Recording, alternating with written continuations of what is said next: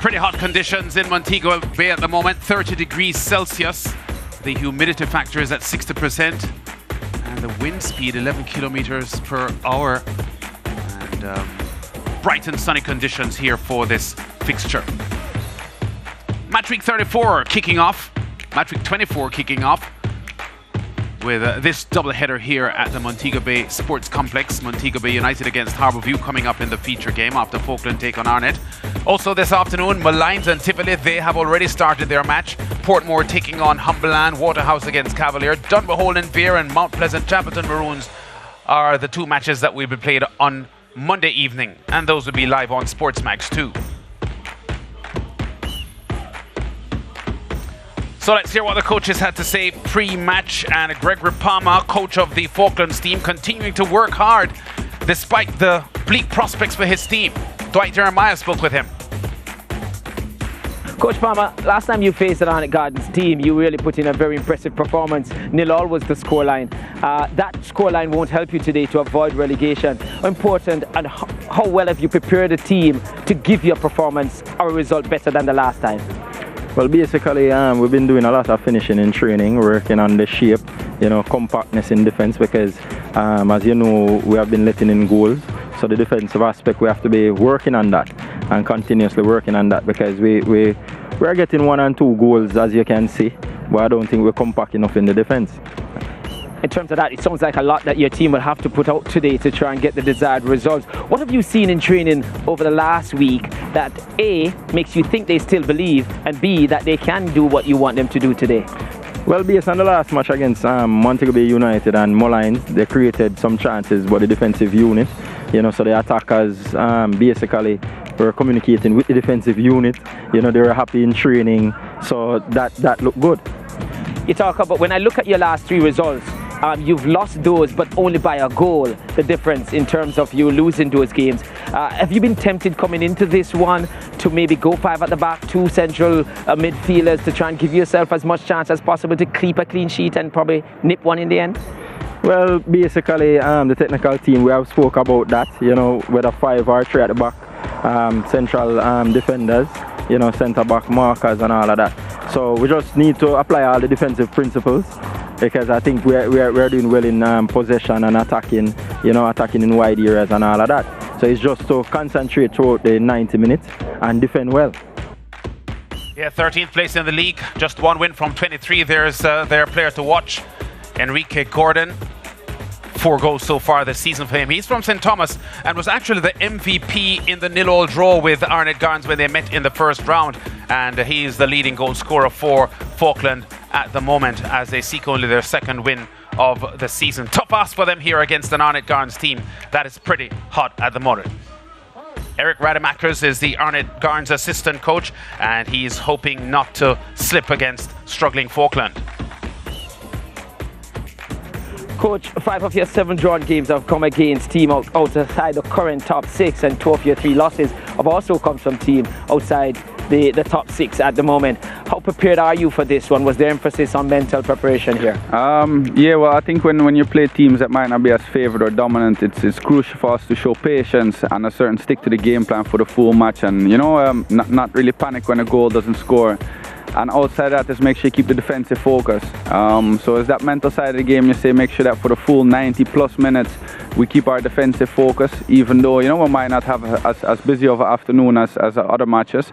But yeah, it's the mental side of things. I think that is crucial for us to make sure that we grab 3 points against teams not just in the top 6 but also below that.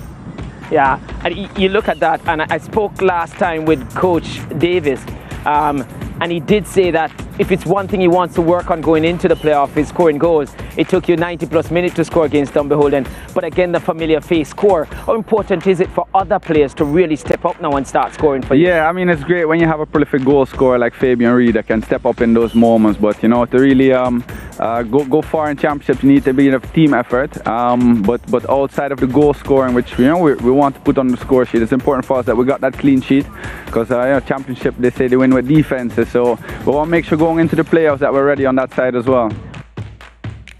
Yeah, Fabian Reid, vastly impressive and experienced player from Arnett Gardens. 14 goals on the season so far, only Colin Anderson from Cavalier has scored more goals than he has this season. 6 goals in the last 7 matches for this man, and they call him Paco Blacks, and he is red hot in scoring at the moment.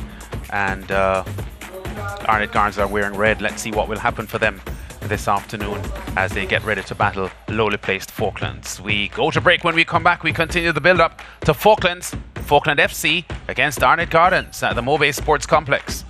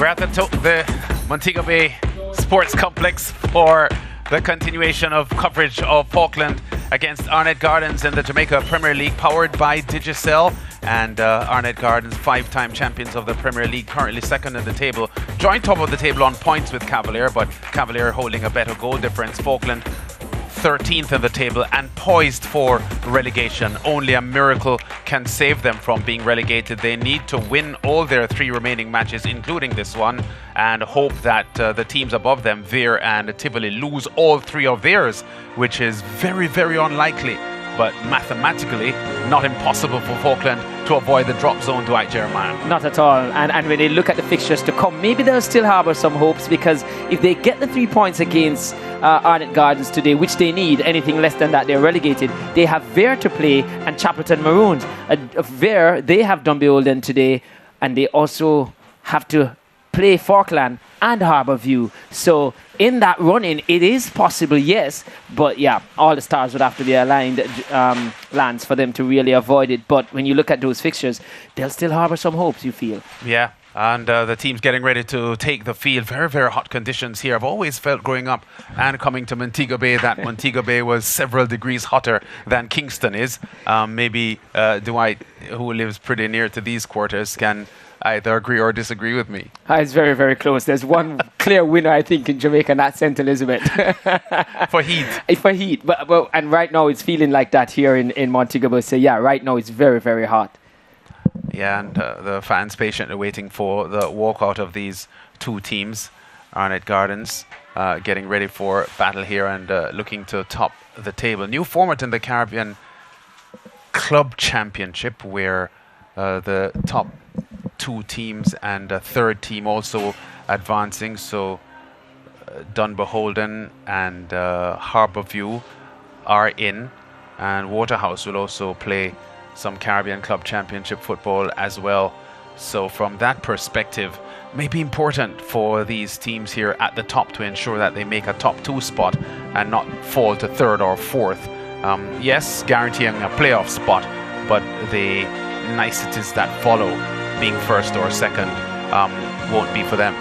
Yeah, you definitely want to do that. And when they look at the reintroduction of a knockout competition in Jamaica, Harbourview and others, they're still vying for that, and they want to secure themselves.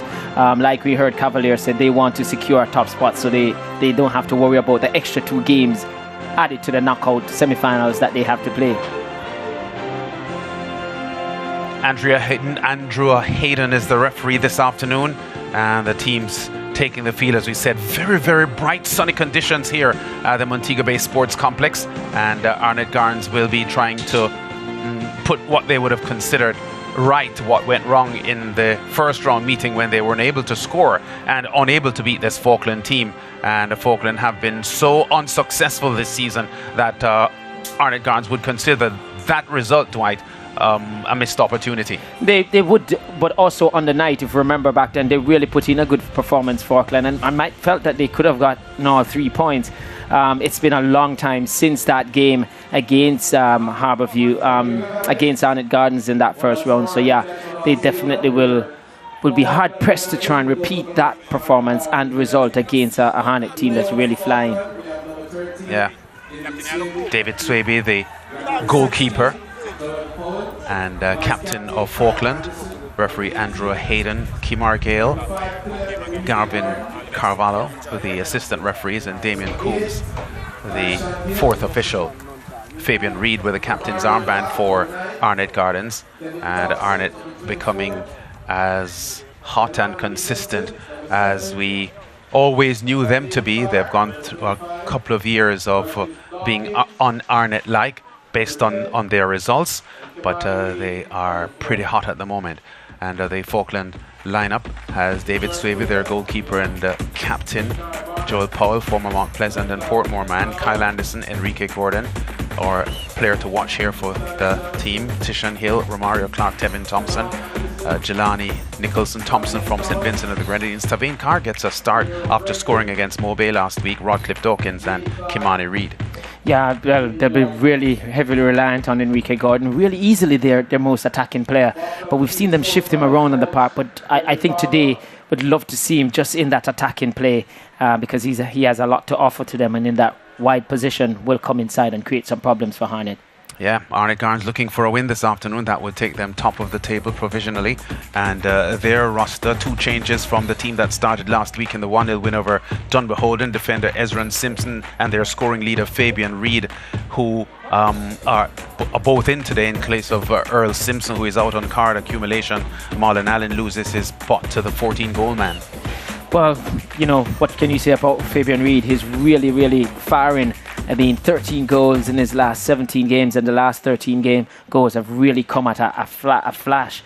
And to see him just move up the table and now tied in second position on goals is massive. So referee Hayden gets this one off, and Arnett immediately on the attack and going forward down the left flank. And an immediate injury of the Faulkland player there, challenging for the ball. Looks to have been struck in the face as he went for that, or in the side of the head at least. Yeah, some concern there being shown by Shea Smith, who had challenged for the ball. Yeah, that's Tyshawn Hill. There's Paul Tiga Davis, coach of the Arnett Gardens team, in familiar territory because he's a Montego Bay man. Yeah, in his hometown. Yeah, coached Montego Bay United to the Premier League title back in 2016. Arnett putting the pressure on here with a high press. Hill. Yeah, they'll want Hill to stay on this part, but it seems like he'll be fine. Tyshawn Hill, their number 8, a player that has been representing Jamaica since, 15 years old. And the one who played for Reno at 17 years old as well. So some talent there. But you spoke earlier, Lance, is that they really know that anything other than 3 points, and I think today would confirm their relegation. So you'd hope that someone fighting for their life is the type of effort and that we'll see from them today. Yeah. They're pretty much in their home base, not that they're carrying a big home support at the moment. Ball crossed inside, but no one getting to that. It's going to be a goal kick here for the Faulkland team. Yeah, they're at home and should make them comfortable. The last time they played here at the Montego Bay Sports Complex was against Waterhouse, and they took the lead twice. Game ended 3-2, and they felt in that game as well they gave Waterhouse a lot of problems, and it took some really works from Bradford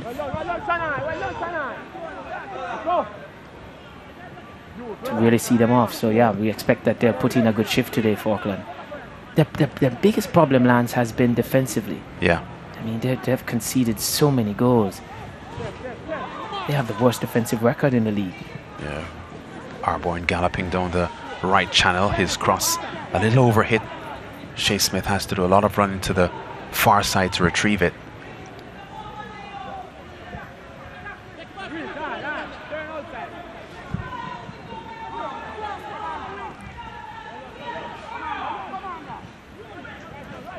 Yeah, Cunningham across there. Arnett players look very comfortable on the ball. That's one thing about them. And the confidence level in this Arnett group at the moment, significantly better than we've seen it for years. The ball crossed inside. Oh, what a strike. Fabian Reid. Less than 3 minutes on the clock. Goal number 15 for the 31-year-old. And you can't stop Fabian Reid from scoring.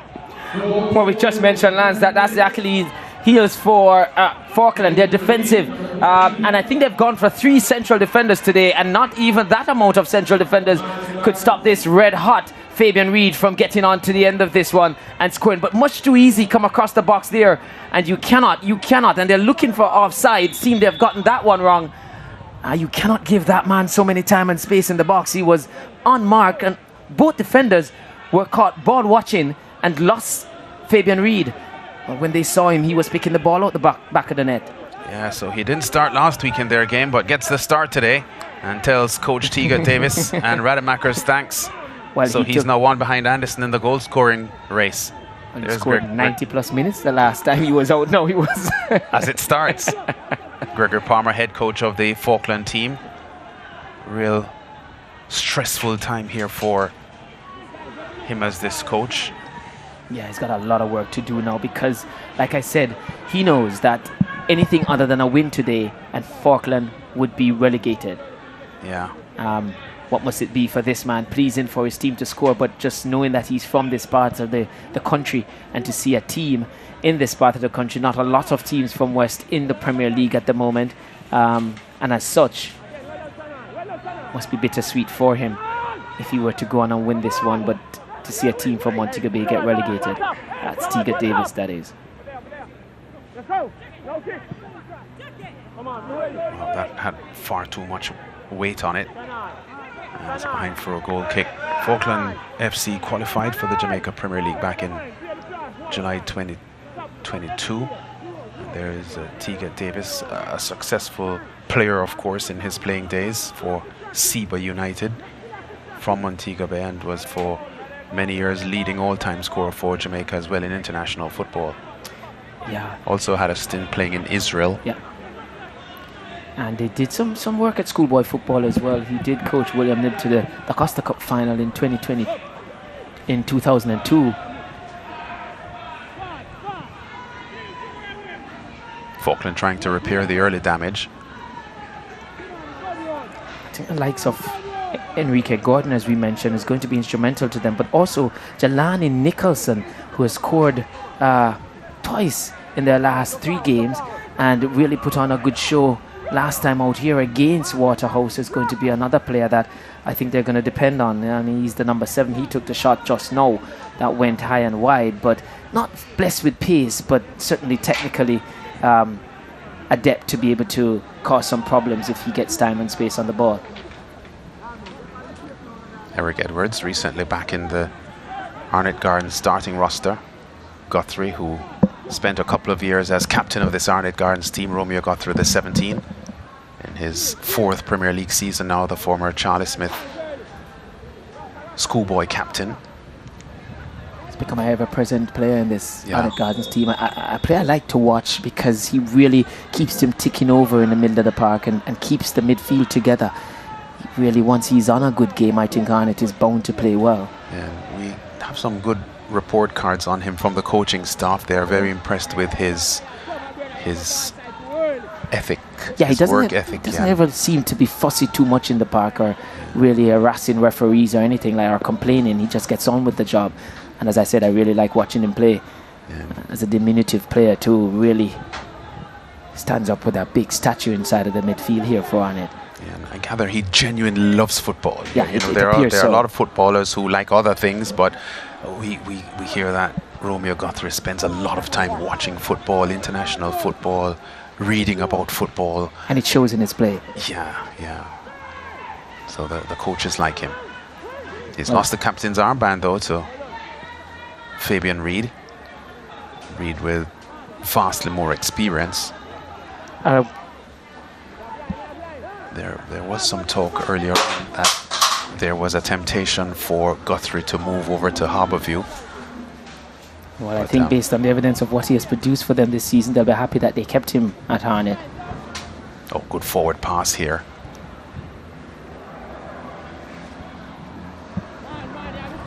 Faulkland had qualified for the Premier League in dramatic fashion, actually edged Falmouth 4-3 on penalties in the JFF National Tier 2 competition. Faulkland FC, by the way, were crushingly for them denied promotion to the Premier League back in 2019 when they were poised for a spot but docked points. Yeah, boardroom situation. I think they used an ineligible player. A game against Malines, who eventually advanced that year. So they've belatedly made their entrance into the top flight, but it hasn't been a good year for them. Looks like they're rushing out of it. Yeah. At the moment as well, if this result stands, which is they're trailing now by a 1-0, a Fabian Reed goal in the 3rd minute of play. If they cannot overhaul this one, then they'll definitely go down today and join Chapelton Maroon. Yeah, you know, it's been a struggle for them in their debut season, but it's not been all bad for them. They ran big name team Waterhouse to a close 3-2 loss earlier this month and have actually scored 5 goals in their last 3 matches. A lot of higher rated teams haven't scored as well this month, And don't forget, since the start of the year, they've earned drawn results against Arnett Gardens, Mount Pleasant, and current leaders Cavalier, who they scored twice against. So we have seen games where Faulkland have looked as if they belong in the top flight, but you know, their result sheet looks wretched. Yeah, just one win all season, and you talk about those. I'll get back to that.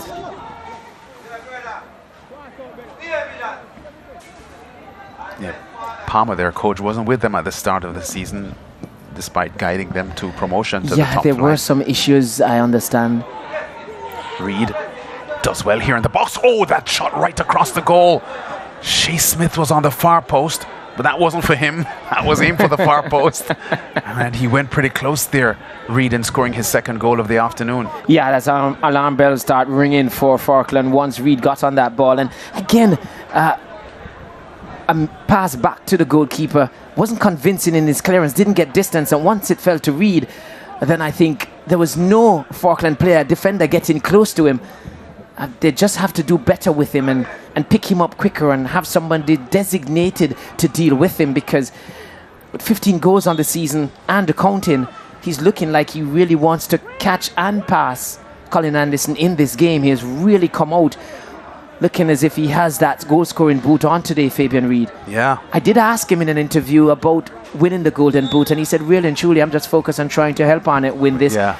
But I think if he does well, I mean, well, that was a political correct answer. I think there's no way that his one eye isn't on that golden boot award for him. To be fair to him, you could be honestly saying that the more important thing is for Arnett to win the title, which is what he said. Yeah, and when I asked him, it was only 8 goals he was on, so maybe a little way off, and they were all at 13. Now he's there, right there, one behind. Yeah.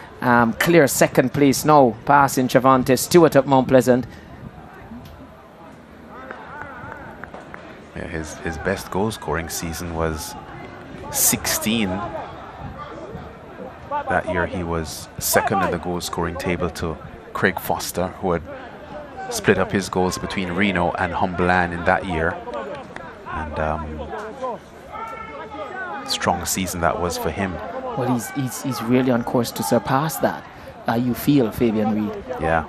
Just one behind that, and you suspect he'll have teams that should give him less problems for him to be able to get those 2 goals. Barring injury, this will be his best goal-scoring season, Fabian Reed. A man who has some experience as well in the Trinidad and Tobago Pro League, where he had played for San Juan Jablote.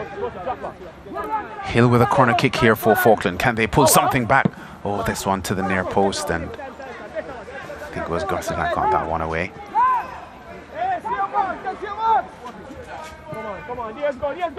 Yeah, need some elevation here on this corner.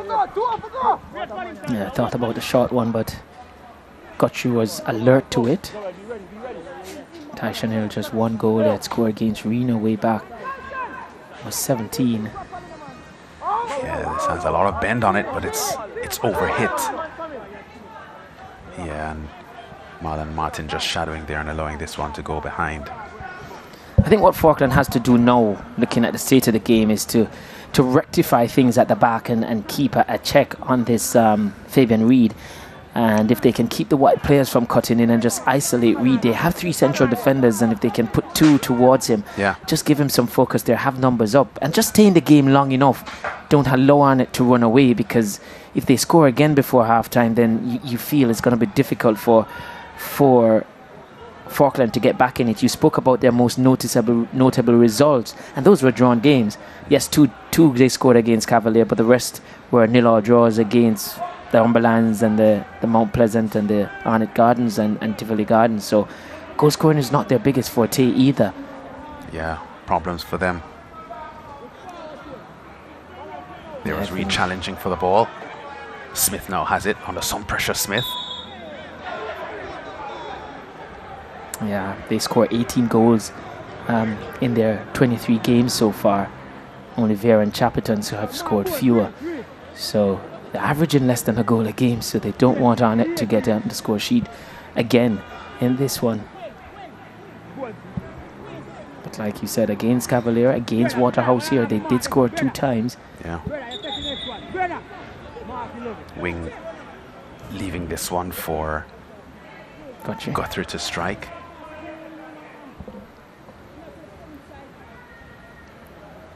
Several red and black shirts on the edge of the box here, awaiting this offer from Guthrie. Yeah, Hill met that one, was too flat from Guthrie. Yeah. Yeah, Guthrie just a little careless, and the ball trickling over the touchline for a throw here to Faulkland.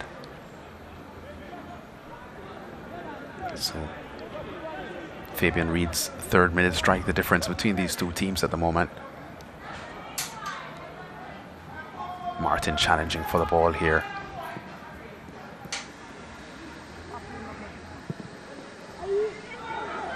Yeah, and there goes Reid again.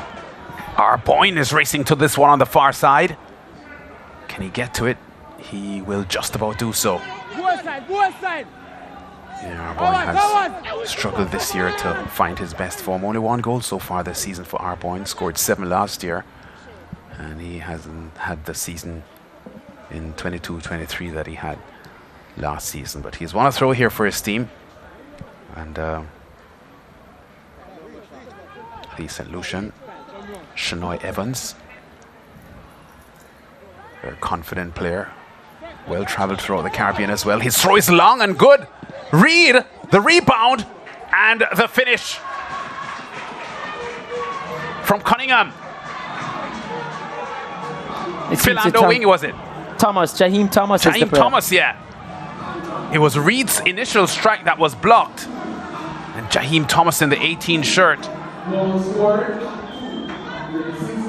Yeah, long throw in the box, and Faulkland didn't deal with it. 2 of their players underneath. It fell to Reid, and Reid, it was a poacher's goal for sure.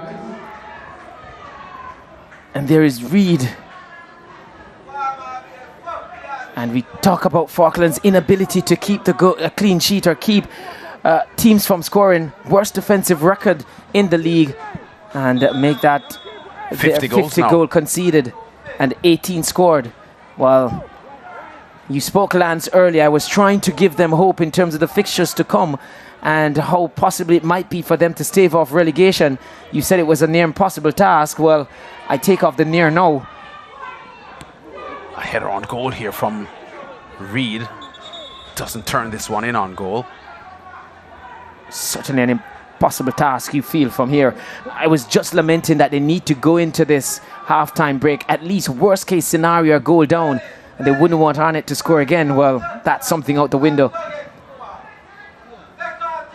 And you just don't see a way back from them based on what you've seen from them in this opening 17 minutes. It's a poacher's finish from Jaheim Thomas after Reid's initial shot was blocked. But again, it's their inability to deal with the presence of Reid in that box. Again, allowed to get that shot off from a missed time header from 2 defenders. Yeah, it scored a couple of goals last month, Thomas did. Against Montego Bay United. And had also scored against Cavalier. The young player adds to his tally now. There he goes once again, gets a fortuitous bubble.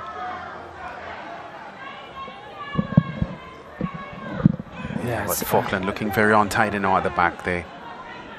They've lost confidence, and their shape looking a little out of whack as Arnett are trying to set themselves up for more goals. Now 41 goals on the season. Arnett Gardens joint top of the scoring charts with Cavalier.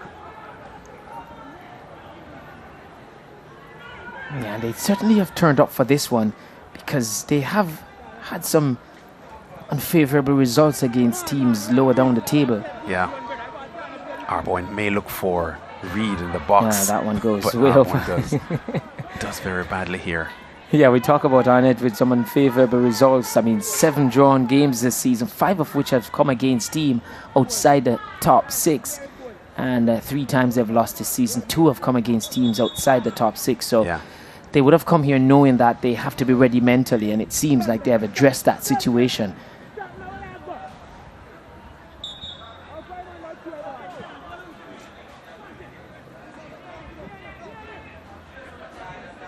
Hill with a throw from deep for Faulkland.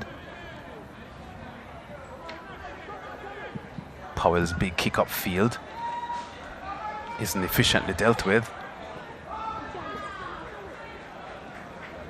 Yeah, Smith did well initially there, Shea Smith, to win that ball and evade a few defenders.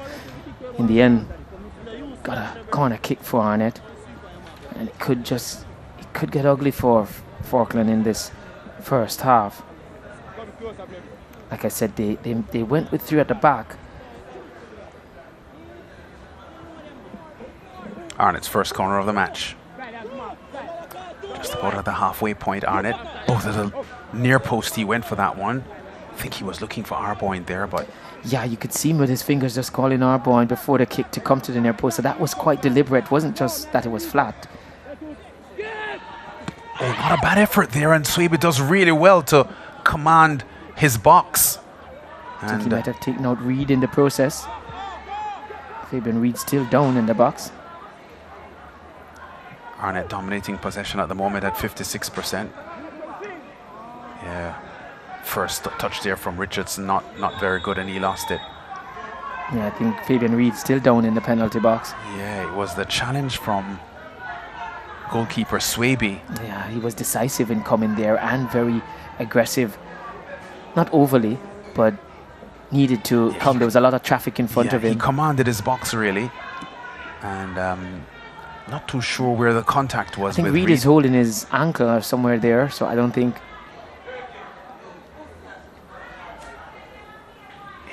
I think he was hit in the face by the boot, wasn't he?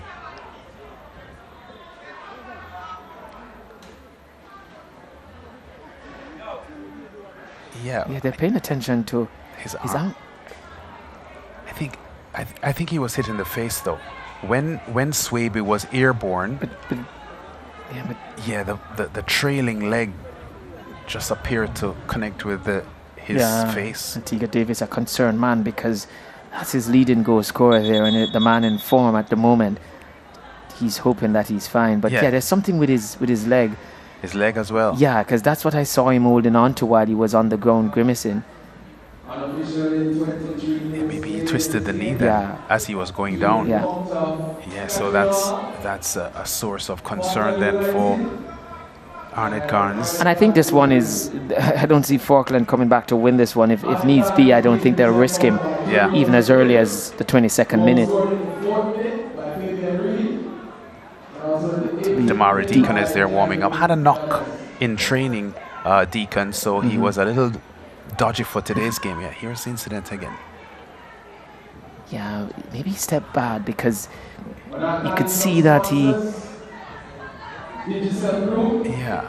holding on to the knee. Yeah, he might have jarred the knee when probably jarred the knee when he went down, because Swaby came with a lot of command for that one. Yeah. Reed, one of the most successful Premier League forwards in the past decade, over 70 goals for him. The Arnett scoring leader in 2016 and 2017 when they were last champions. He had 8 goals then. The following season, 2017-18, was edged for that Golden Boot award. He was season MVP, but 16 goals put him behind Craig Foster's 17. Reed was also Arnett's scoring leader in 2018-2019 with 11 goals. So you see the value of this man when he's on song. Before COVID and just after the COVID break, he wasn't so much into the Arnett setup and had lost fitness and so on. But now that he's back to fitness and back to competitive football, it's undisputed the value he is to Arnett Garns, and some concern here for this injury because we're heading into championship weeks now. Yeah, certainly. I tell you, if it's anything that is of doubt here and they're not sure, I could see them pulling him out in this first half. He'll probably want to be out there, but when I talk to him at any point, he seems like a player who is quite intelligent enough to understand that the playoff is fast approaching, and most certainly will be more important than this at the moment. He's currently given them the okay, but walking gingerly at the moment. So sometimes as coaches you have to take it out the players' hands as well, because they'll want to continue. There was the arm up just now as if to suggest that he'll be okay. He's trying to run it off, but I think coaches and physio need to consult and make the right decision. having said that, if it's just a surface knock, then he will run that out and he'll be okay. But I think I agree with you. There's no need to pressure him in a game like this. Faulkland on the attack.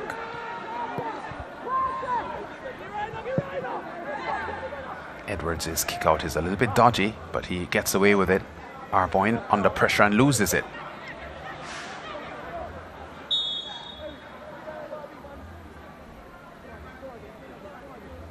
An issue with the football. Reid is apparently going to re-enter the game, isn't he? Yeah, he's looking. He's at the halfway line there, waiting to go on. Yeah, I think they took the water break today while he was down injured. I think it was unofficial, but they did take the opportunity to refresh themselves. It's really hot, and I don't know. I mean, it's a type of day, Lance, which I can understand you thinking, because normally on 22 minutes or so, they're about on a day like today, you'd expect an official water break to come. I mean, we're feeling the heat up here, and we're slightly shaded. Yeah. Arnett in control in midfield. And Reid, who is back on with that pass, showed no ill effects from the blow he received in the box just now. Arboin's cross, threatening. And Smith almost got there. Hill got there before him, but he's also hurt himself. Yeah, I don't think Fabian Reid has run it off. I watched him trying to approach that. Normally, it probably would have given more to get onto the end of it. Still favouring that leg. And we see him bend over in the middle of the right on the 6-yard spot. But you look at this cross from Arboin. Good cross. Yeah, it was. But I think Tyson Hill was the player who really laboured in getting there. Did well. Could have gone in the goal because it was a difficult one facing his goal. Just ensured he got a foot on it. But did well in the end to steer it around that far post. Got through the corner kick here for Arnett. Paul with the header out, but the ball still in the danger zone. Oh, Swaby spills it initially, but grabs it well second time.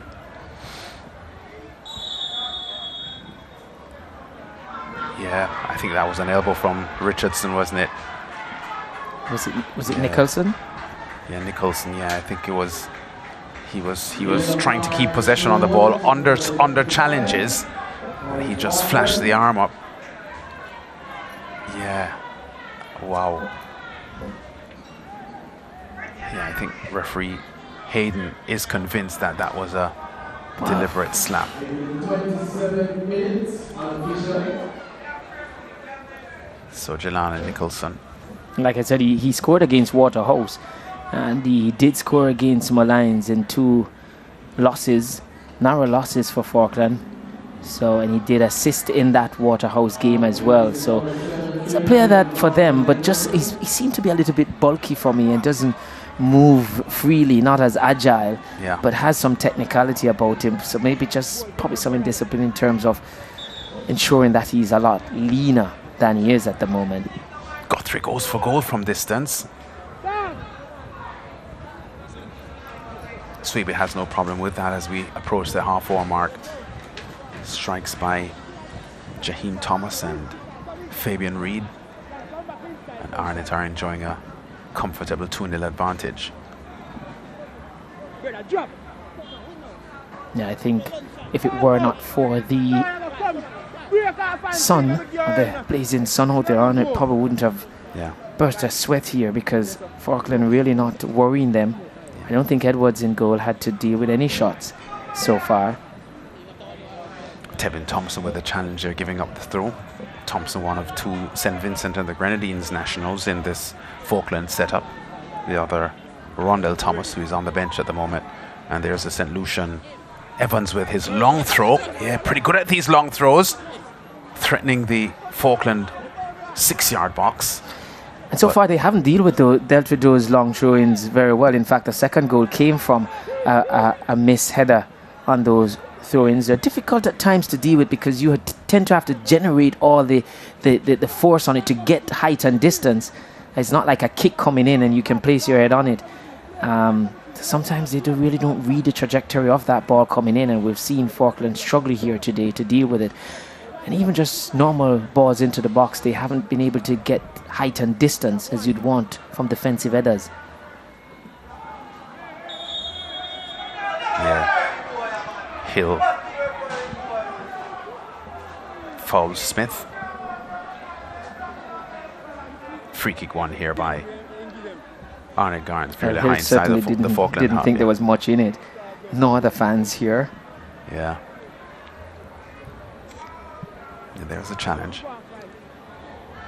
I think Hill might have a case. I don't think there was much in it, unless there was a knock on the knee, with the knees coming together. Yeah. Ball behind the touchline, approaching the half-hour mark. And we haven't seen anything from Faulkland to suggest that they can get back into this one. No, they're pretty blunt up front. Yeah, they're pretty much being outmaneuvered as well in midfield and all aspects of the game. Powell's long pass out. Yeah, I think that sums up Faulkland. Really no quality shown today, no purpose, and not a team, the performance is not in sync with a team that is fighting for survival in a Premier League. And normally you look at other, you see, we watch a lot of leagues and you hear teams talk about it's difficult to play against teams that are down at the bottom of the table fighting for survival. Yeah. Arnett pretty sloppy with that play. Ezra and Simpson, who is in the starting roster today ahead of Earl Simpson, who is out on a card accumulation. Former Clarendon College, the Costa Cup winning captain, Earl Simpson. For the first time we saw a little bit of Enrique Gordon, but really didn't do much with it in trying to get into the Arnett penalty box. And I don't think we've called his name enough in this one for Faulkland to really have a chance. He's really their brightest light, you feel, in terms of attacking play. Yeah. And as we said, did well enough in the first round meeting between these two teams to be voted the MVP for the game, ahead of all of the Arnett Gardens players in a 0-0 scoreline. So it means that he displayed quality in that match. Yeah, but they've just not brought him into this encounter enough, you feel. And for the most part, he's been running back to his goal rather than towards the Arnett goal. Yeah, well, there's their problem that we just saw there. It's just too much disjointed play in midfield. That's about the second or third time Arboyne has gotten that cross wrong. Yeah, Arboyne enduring a different season now from last season. Pretty strong last season, as I said, with his 7 goals. Only 1 so far this season from 16 appearances. No goals since his early January strike that helped Arnett beat Chapelton by 5-0. So Kimani Arboyne is searching for form. Hill. Sloppy. Thomas. Smith. Being chased here by Hill, Smith is. Smith does really well. Arboyne retrieves. Whistle, offside call it may have been. Against Arboyne, I feel. Guthrie needed to have arrived for that cutback. He was a little bit behind the play, Guthrie. And that ball on the top was from Smith was meant for a player like Guthrie arriving late. Richardson failing to win that ball. Thompson. Powell. Hill.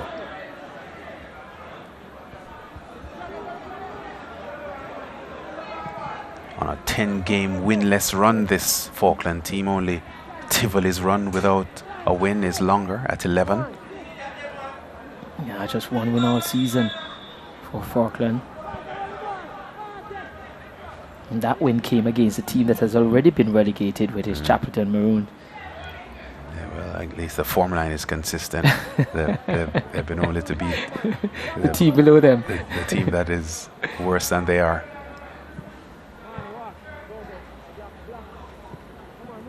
Cunningham and Simpson exchanging passes at the back here for Arnett, who are unchallenged in their own half at the moment. Guthrie. Yeah, Wing's pass wasn't good. Good challenge by Guthrie. Smith. Oh, Smith still has it. Yeah, just a little bit too much on that. Just stretching his toe to try to win possession, but I think that was Jaheim Thomas trying to get it to Smith. Yeah, the youngster. Nice player. You know, the first time I saw him, he came on in a game this season and really added to Arnett's play at the time. And Arnett is really a good team, a good machine working. And for him to come in as a youngster and add value to that speaks to his quality. And the fact that he's gotten onto the score sheet today, kudos to him. Yeah, nearing a handful of goals now for him. Whistle. And I think a free kick is being awarded here to, well, a yellow card goes to... Who gets that yellow card? Powell was remonstrating with referee Hayden, but I don't think it was Powell that got it. It's Thompson then. Yeah. Tevin Thompson, the Vincentian, gets a yellow card from referee Hayden.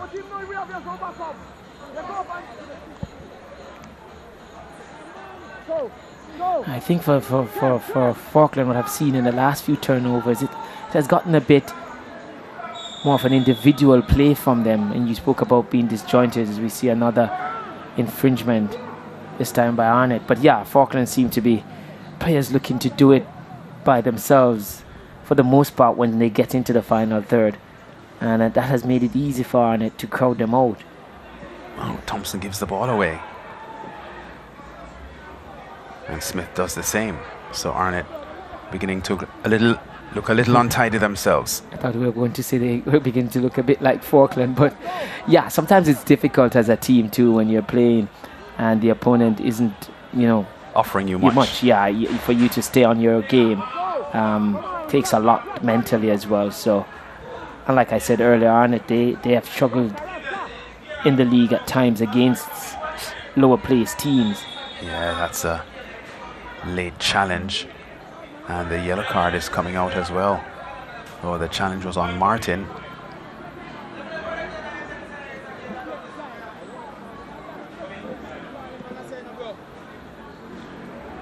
So Faulkland's having real problems here in this game. They're already trailing 2-0, and a yellow card now comes up. Again. So Mario Clark is the player who got it, late. Yeah, just stretching and studded challenge, sliding in Romario Clark, so he justifiably gets a yellow card from referee Hayden. We see Marlon Martin, the player, being fouled, and he was a regular figure last season in this Arnett Gardens defensive midfield position. Not so much so this season.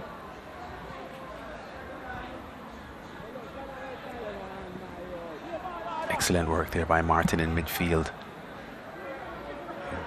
Yeah, Powell is also on a yellow card. I saw him remonstrating with the referee earlier on as well, so I'm not sure if it was for dissent or something he said. Richardson, Clark, Hill.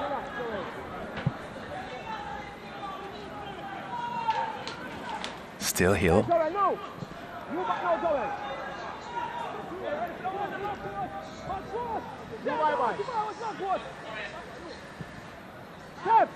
And Arboin having a bad game today. He just gives the ball away. Clark, Thompson. Wow, and Gordon fails to control.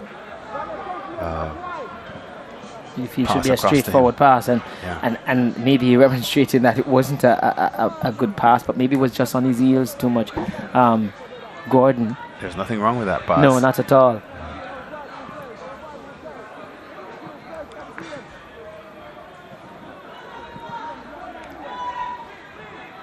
Yeah, so I don't think Tevin Thompson had much to worry about in terms of the execution of that pass. I think it was just Gordon who was ill-equipped to deal with it. Yeah, Powell and Clark exchanging passes. Now Hill has it on the right flank. Thompson. A little sequence of possession here. Not really hurting Arnett. Martin takes control in midfield. Arboin.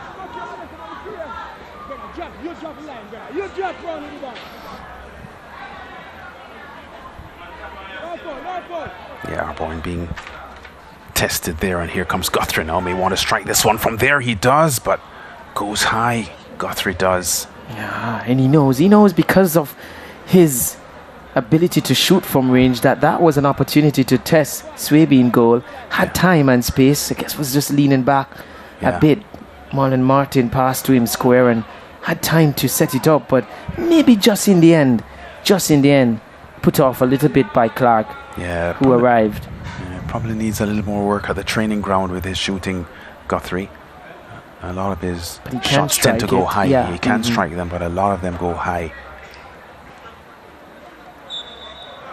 Foul, free kick to Faulkland.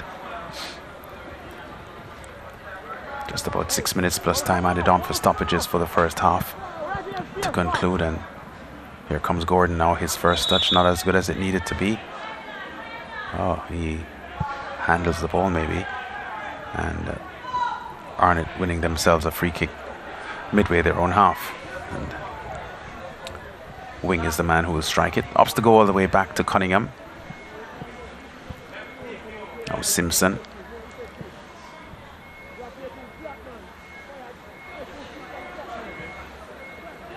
Guthrie unchallenged in midfield. Not a lot of pressing at the moment from this Faulkland team. Gordon.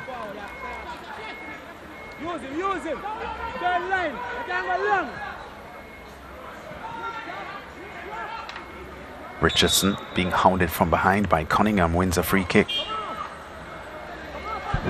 I think Faulkland will just want to get back in at half-time here, and I don't know what they can do at this stage.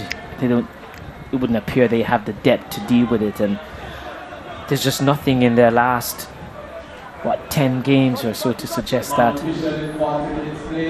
they will be able to get back into this one. And even so, this doesn't seem to be one of the days where they'll give you one of those surprise performances. Reed knows that Arboin has pace, so he slides this ball forward, but Arboin just didn't get to it in time. Good work from Swaby in goal for Faulkland, who anticipated. He measured the play well. Yeah, I think a touch from a Faulkland defender also took it out closer to Swaby and a little bit away from Arboin. Had he not had that touch, I think that pass from Reed would have thrown Arboin, with Swaby in trouble.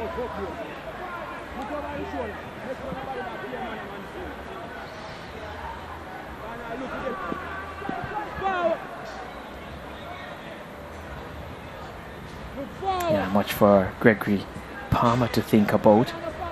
Staring relegation in the face at the moment. Yes, pretty tough to go through an entire season and not knowing what winning feels like. Only one win in 23 matches. That's not enough to give you that feeling of winning. Yeah, very, very tough. Baptism here for Faulkland in the top flight. Richardson's pass to Gordon is a good one down the right flank, but look at the cover from Arnett Gardens. 5 or 6 or 7 of them at the back, and just making things difficult for Faulkland. Yeah, there was just no way through there for Gordon. Was faced up by one wing back and had cover and pressure. Yeah. And balance in that defensive shape there from Arnett. There's definitely no way through. And didn't have enough players to play any link-up passes with. Wing can't keep that one alive, and coughing up a throw here to Faulkland. Clark goes wide. Yeah, wayward with the effort. I guess you need depth to win championships. He certainly has some of that, Tiga. And Arnett's exhibition of depth here is something that will work well for them. Their coach, Tiga Davis, a very hard taskmaster. You see Arnett winning week in, week out, and in your post-game interviews with him, he's not satisfied. There's always something to work on. He thinks there's more that they can do. And he feels he has unfinished business. It's his second coming at Arnett. Yeah. And didn't go so well the first time, and he has made it clear he's definitely in it to win it. Yeah. But he can't hide from it anyway because of their position in the table and their form as well. Right. Eric Rademacher is his assistant coach, working closely with him. some roster issues coming into this match. Jamal Purcell, not who has seen had him a here. solid season for them, he's out likely for the remainder of the season because he's migrating, we're told. Ajuma Johnson still out with an injury after picking up a knock against Mount Pleasant 2 weeks ago. And Arnett still with a roster that looks comfortable against the best teams in the league. Here's Reid once again. He's offside. I really looked at initially. I was wondering, could they have given him so much space? And Gavin Carvalho really raised the flag in the end. But you're talking about the depth. And when you look with Johnson out, Ajuma Johnson out, and Purcell, they could bring in the likes of Marlon Martin as well. He was a regular player last season. But with the form of those other players you mentioned was out, but here he is slotted back in, and it's seamless for him because he's a reliable player. That's right. Not very, fussy or fancy, but when the game is finished, the purists of football would have recognized that he was critical to their play. Yeah, and Purcell has had a very, very solid season for them. Yes. A lot of games he's performed at man of the match level. Yeah. Was a championship winner with Cavalier back in 2021. Actually scored the winning penalty that gave Cavalier the title over Waterhouse on that Saturday afternoon or evening, I think it was. Almost bordering on night. Yeah, because it was pretty dark. Well, I think we were on call there, lads. Yeah, no lights there at the Captain Horace Burrell Centre of Excellence.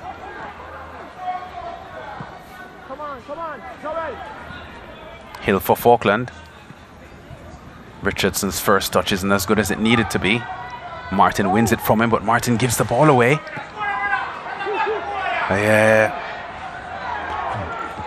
Chance wasted there. The pass inside by Nicholson, a very, very good one, but unable to make it. Yeah, I think in the end was shut out by Ezra and Simpson as well. Yeah. Who got back in time. It was Janani's pass to set up the final pass. Final pass wasn't from Nicholson. Yeah, I think his first touch, they really didn't allow it to sit up. It bounced up and it allowed Evans and Simpson to really crowd him out.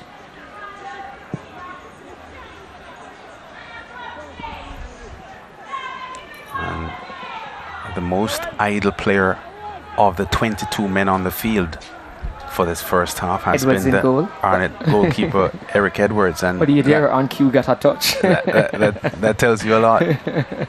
Yeah, but he has very calm and unmolested touches. Yes.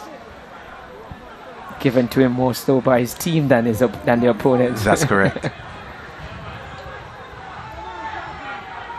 Martin, Guthrie, whistle, end of the first half.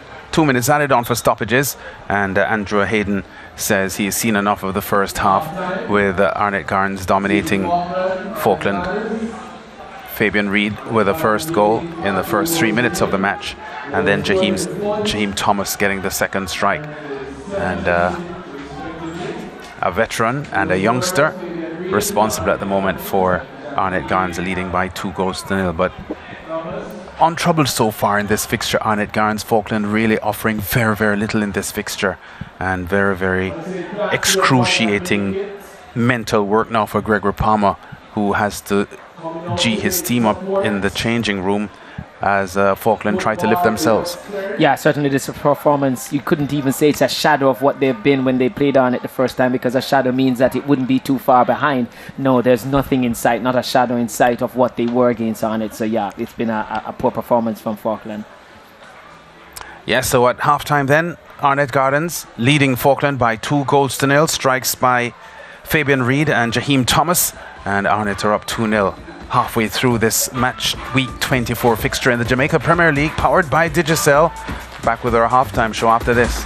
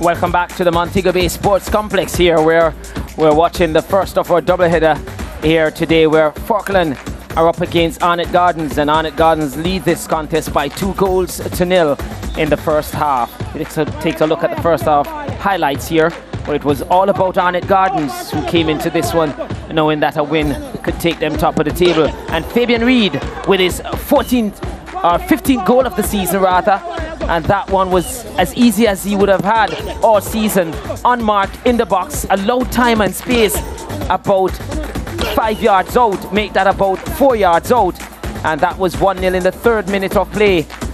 Faulkland really having difficulty clearing their lines, and again almost let Reid in. A shimmy there and a shot to the far post, not really looking for Smith, really looking to pick out the far corner. On that occasion that wasn't happening, but here he was again, being a menace in the box, and his block shot fell to Jaheim Thomas, and he was on the score sheet, and Faulkland was quickly 2 goals down. Missed time header from 2 defenders from a throw-in. A long throw-in here wasn't dealt with, fell to Reid, and once he shriveled and shot, that block shot fell to Thomas, and it was an easy finish for the youngster, loving this one. And Arnett had doubled their lead with that effort. Thomas here looking to pick out Reid again, that header under pressure all the time. Faulkland doing a little bit better defensively, putting Reid under pressure and causing that header to go wide.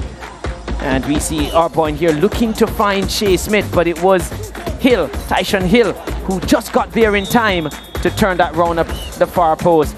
And that was all she wrote for the first half, pretty much all Arnett Gardens, and I guess the stats will show it as well. Arnett Gardens with 8 shots, 4 on target. Faulkland yet to register a shot of their 3 on target.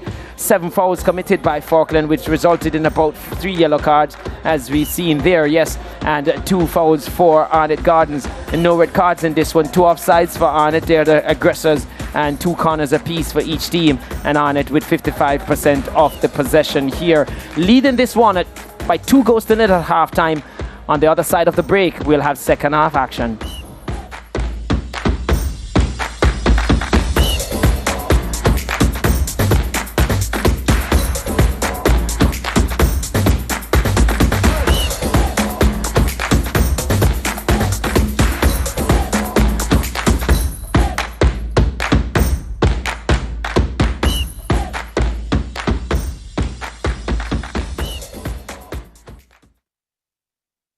Represent the east side, ooh yeah. Federal Trade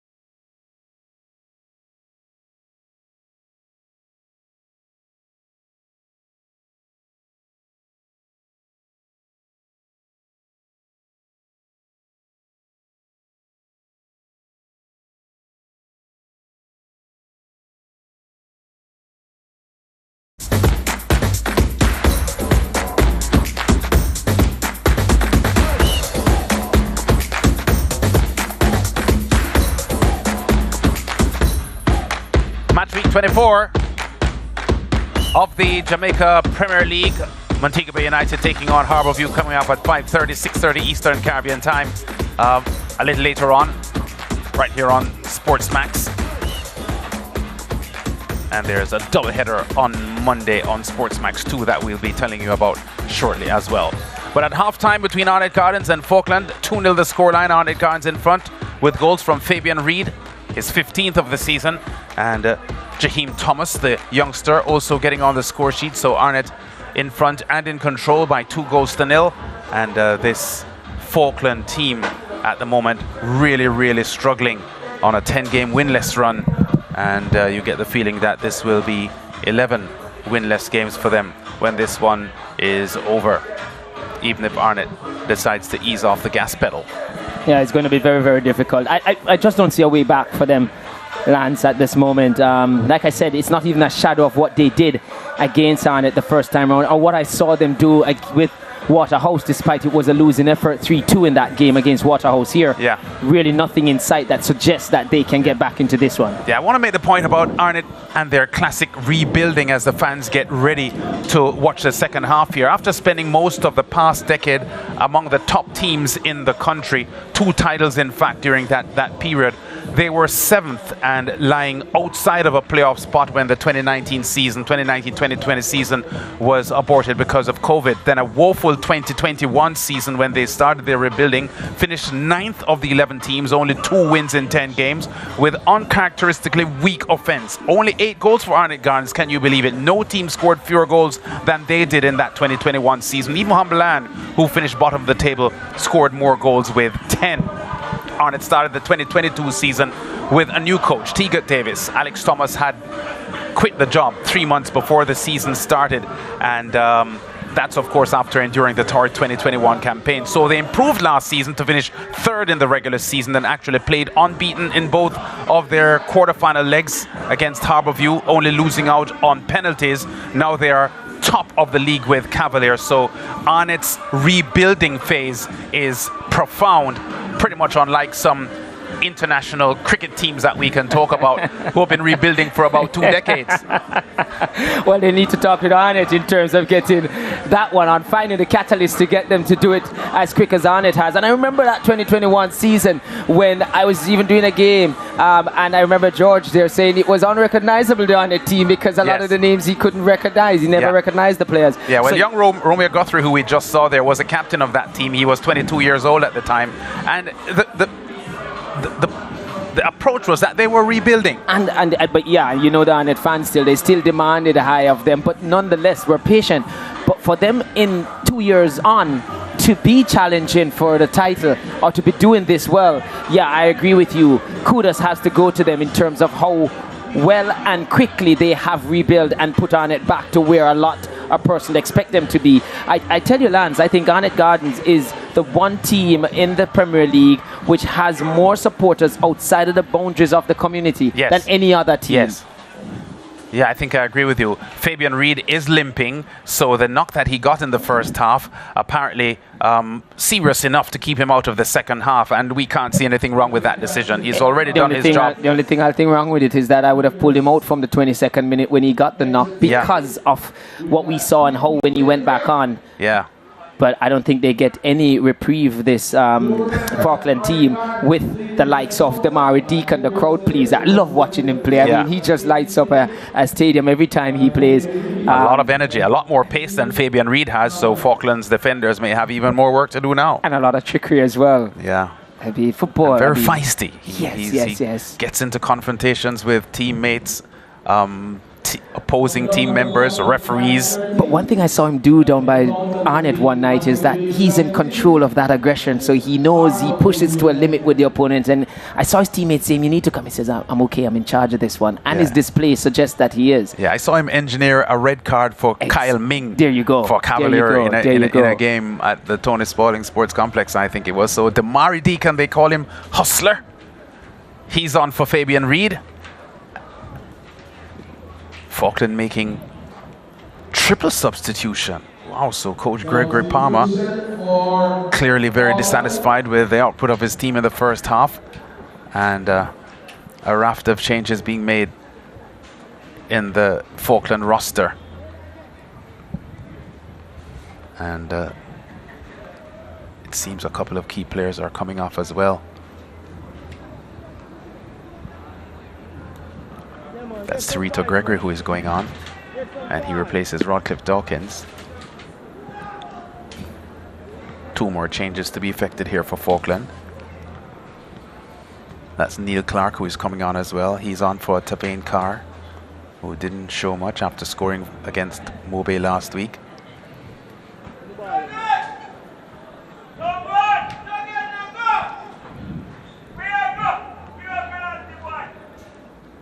And Michael McLeod, he's on for Enrique Gordon. So Gordon, who came into the game as our player to watch for Faulkland, hasn't done enough in the first half, and he's substituted.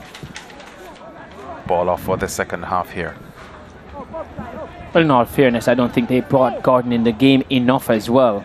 Mind you, he had a miscontrol on one occasion where he faced up the Arnett defence, but there were about 4 defenders in front of him. Not much he could have done then, but maybe just a different approach here, or trying something different at this stage when you're staring relegation in the face. I guess there's no time like now, because you can't wait for the 68th minute. I mean, your life in the Premier League depends on what you do here. And as a coach, looking to earn his due, if he can stave it off for another week. Yeah. Looks an impossible task, though. Yeah. I quite enjoy listening to Gregory Palmer in his post-match interviews, though. He, despite his troubles and struggles, he has very measured responses to questions given to him, and he has always maintained a positive posture and hope for the future. And his assessment of games to me are quite solid. Yeah, I think he certainly knows the game quite well. It's someone I know quite well as well, Lance. Worked with me at William Nib, taking charge of my under 14 teams as well, so someone I know. But yeah, it has been a difficult season, and I think for the most part been politically correct, as you say, when asked the question. But not only that, show the understanding of the game, and is a realist, you know. Yeah. Arnett on the hunt here. Wow. Aggressive challenge there. Welcoming Deacon to the game. Yeah. Deacon takes it well. Usually he would have a bit of a reaction. I think he's going to remember that one to size him up at some point in a 1v1 situation. Wow. But yeah, that was crunching but clean. Aggressive, really aggressive.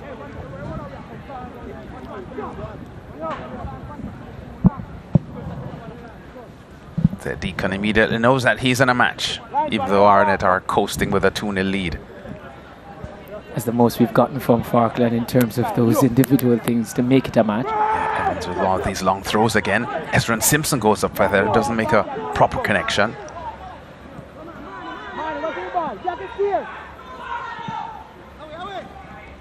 Missed handball. Yeah.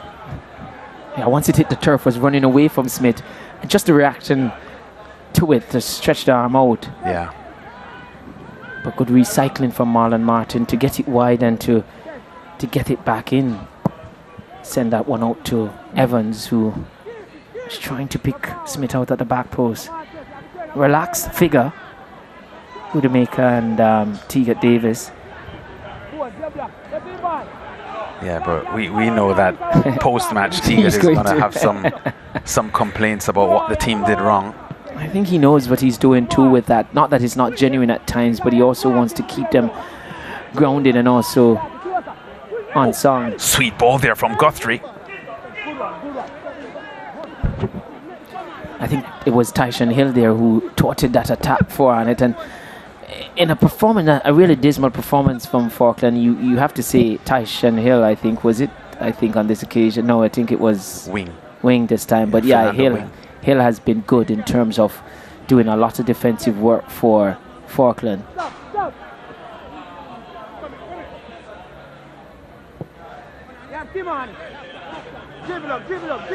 And Faulkland still to register a shot on target, approaching 50 minutes in this one.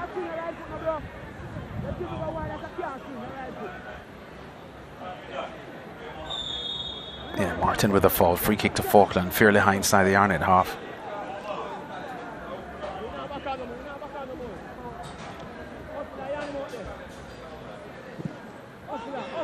Neil Clark, one of the half-time substitutes here for Faulkland.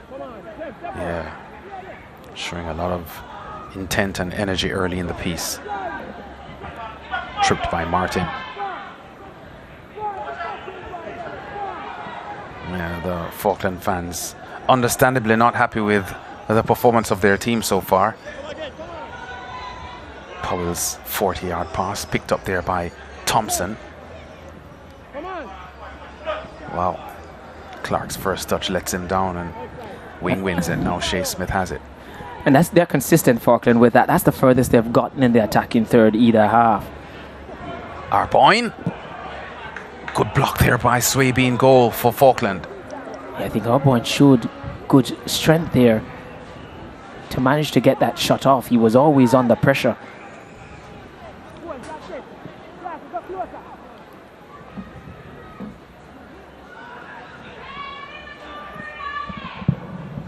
Good pass by Thompson.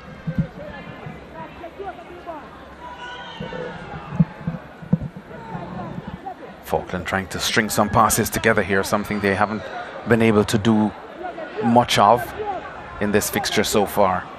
Yeah, the best they did was the latter parts of the first half, deep in their half when it was coming to a close, where they just tried to stop Arnett from doing further damage to the scoreline.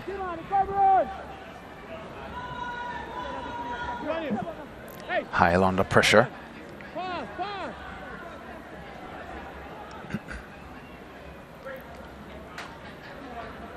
Wing can't keep it.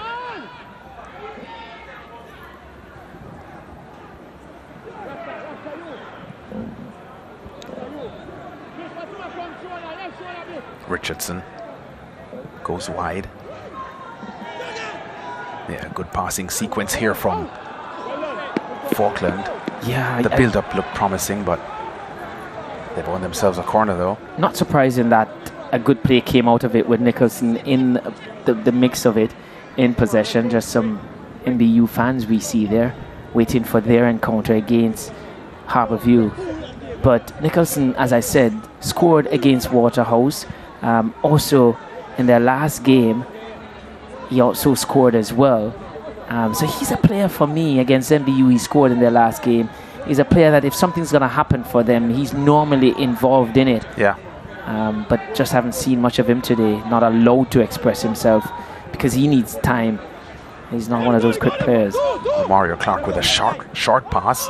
Now he lobs this one airborne. That's Nicholson there. I think a shot that almost became an assist for Clark, who was running in at the back post. Yeah. Probably their fourth shot, but none yet on target. It was up to Faulkland. I don't think Edwards would have a touch of the football.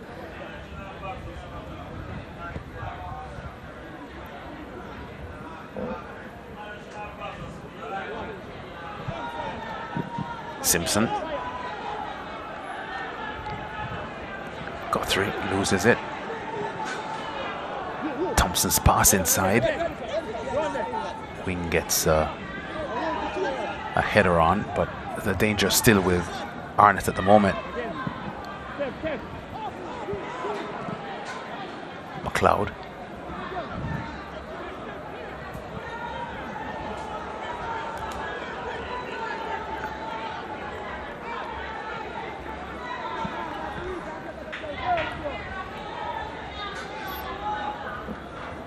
Approaching 54 minutes in the game, and Faulkland looking a little improved here in the second half, but Arnett still comfortable with the advantage. Shanoy Evans, who plays at right back for Arnett with the throw.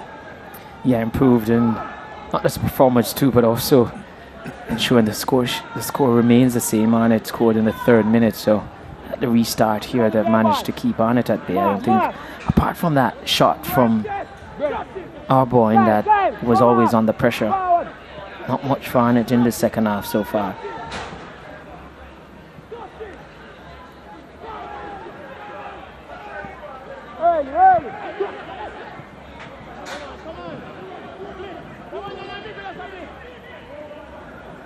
Wow, Richardson's first touch not good enough, and just maybe a little of the pressure on him from Evans forcing that error. Good challenge here by Swaby. Here comes Thomas, knocked over. Free kick for Arnett. This about 25 yards out. Could be threatening. Yeah, Thomas got a bit lucky. His first touch wasn't good enough, and that's why he ended up getting that crunching challenge on him. But initially, Swaby read the play well and left his line quickly. Yeah, there you saw Swaby, and then that touch from Thomas wasn't good, and then allowed Kimani Reid to get back in on play and really put in a crunching challenge there. Yeah, sturdy challenge there from Reid, crunching on the young Thomas. Deacon looking to size this one up, looking as he's the leading candidate to take this one. Swaby just looking to meticulously set up his wall here. Any hopes you feel would disappear, any hopes of Faulkland getting back into this one? He's already had 2 goals this season, Damari Deacon. Straight into the wall, powerfully. Faulkland defense line under a lot of pressure here. Good swinging cross in.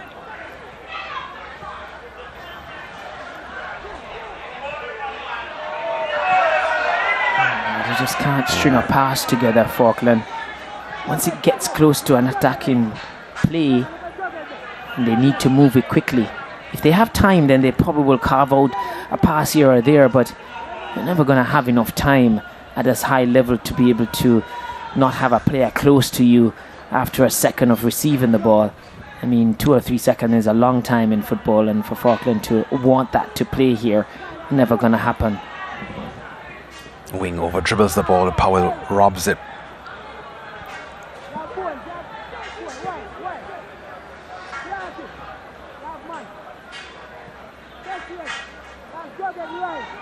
Yeah, they will do a little bit in that defensive area, but once they begin to progress, then they turn it over.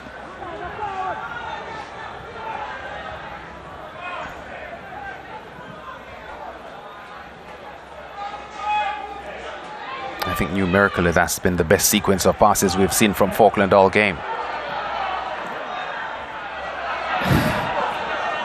Wow. I mean, even that is not a bad pass. You want to pass it in front of the player where his face is turned to, so he can run onto it. And for the player to have expected it to play to feed, I mean, that was just not wise. And definitely a good play, just smothered out to nothing in the end. No, confidence has to be a problem with this Faulklands team. You don't play 23 matches in a season and win just 1, and your confidence isn't shaken. Yeah, and that's why, you know, in the pre-game show I did ask Gregory Palmer what did he see in training over the last week to suggest that what he's requiring of them this week would have happened. And he did say they were upbeat, and so he thinks they believes. But just not being able to execute today. Yeah. And you're right, you know, you get into the game and then, especially the scoreline, it's not like it's at 0-0. You're 2-0 down, and you know relegation is staring you in the face. And there's nothing to draw on mentally to say we have come back from this in the past. That's right. Yeah. I mean, you would want to, you know, mentally rest on the fact that you've had some good games against top teams like Cavalier and so on, and held them to draw on results. And even a drawn game against this Arnett team. The same Arnett team, but you know, sometimes that just isn't enough. No. And they haven't been able to be consistent. Even those results you talk about against the Cavalier, the Umberlands, the Arnett Gardens, the Tivoli, it wasn't successive. You know, it punctuated the season rather than a run for them.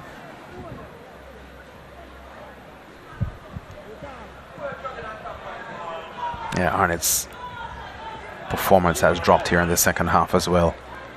So the overall quality of the game has suffered a bit. Yeah, I think one of the things the coaching staff can do is to probably get some players out there that don't normally get a lot of playing time, that would be eager to impress, because as I said in the first half, sometimes it's really difficult when you're up against an opponent that's not really testing you or pushing you. But for players going on who probably wants to impress the coaching staff with the playoffs fast approaching, or regular preliminary games, running out, just 2 to go, may want to get some playing time to be able to get more time in the future games, especially the 2 to come in the playoffs.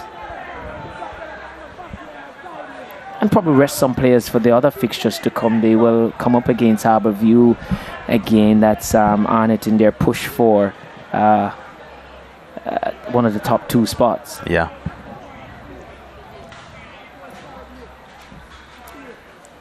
Wing darts inside. Martin. Guthrie allows the ball here to run to Shanoy Evans. Evans' pass. First touch from Arboyne. Letting him down, losing possession. Whistle on the play, free kick to Faulkland. Deep inside their own half. So the possession stat suggesting that Faulkland are a lot more in the game now than they were in the first half. And 51% for Arnett. Arnett. You said about Arnett dropping off a bit. Yeah. Cunningham's long kick downfield. Too much weight on it. Swaby has been good in goal for Faulkland today. Had been on the Mobay United and Mount Pleasant books, David Swaby, the goalkeeper for Faulkland.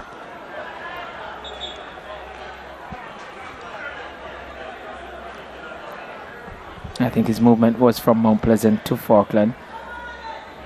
Yeah. Pretty solid goalkeeper. Yeah. Hill with a foul on Smith. And showing the yellow card, Hill. Yellow card awarded. Faulkland player number 8. It's pretty much been a part of everything that Faulkland has done to try and break up Arnett going forward. I remember in the first half a telling interception there to turn the ball around the far post when I think Smith was approaching. Thank you very much. Last time Arnett were champions in 2016-2017. They were only 6th in the regular season, taking the last playoff spot available on 46 points. They were 15 points off the league winners Humbelan. Here comes Arnett on the attack now. Good challenge there. Good defensive work on Thomas. Yeah, that was from Thompson, the Vincentian.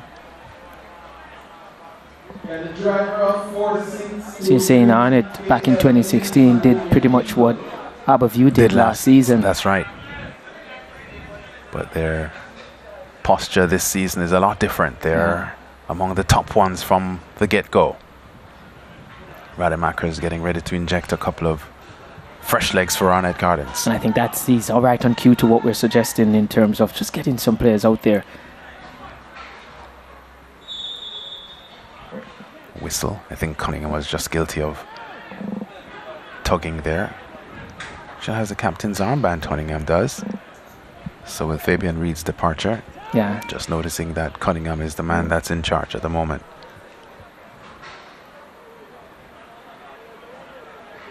And when you have a team winning at times, it's not too difficult to be in charge of, and most of these players are enjoying their game, enjoying the fact they're winning on it.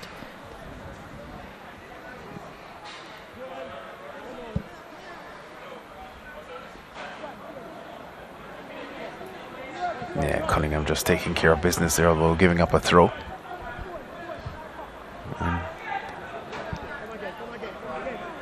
The body language from Faulkland now not very good. I think resigned to their fate, you feel. They're trailing, and we're past the hour mark, and not really seeing the urgency here to try to revive themselves. No, with 2 games to go, you feel their minds might be switched on to Tier 2 football.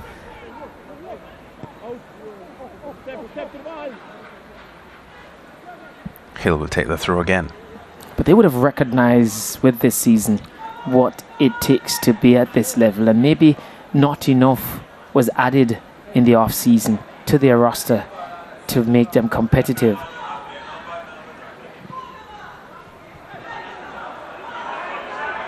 He's onside, Airborne is. Yeah, but that touch was a bit heavy, that first one that he wanted to run on to favour the defender more than himself. In the end, I think the corner was something that spared his blushes there, but not a good touch there to run onto. Yeah. But he too is a player lacking in confidence as well. Guthrie will take the corner for Arnett here. 25 minutes remaining on the clock, plus time to be added on for stoppages, and Swaby in goal for Faulkland, preparing himself to guard his goal against this. The header on there by Wing, I think it was, but airborne, and then the whistle in the end. It was Smith. I think the call against him.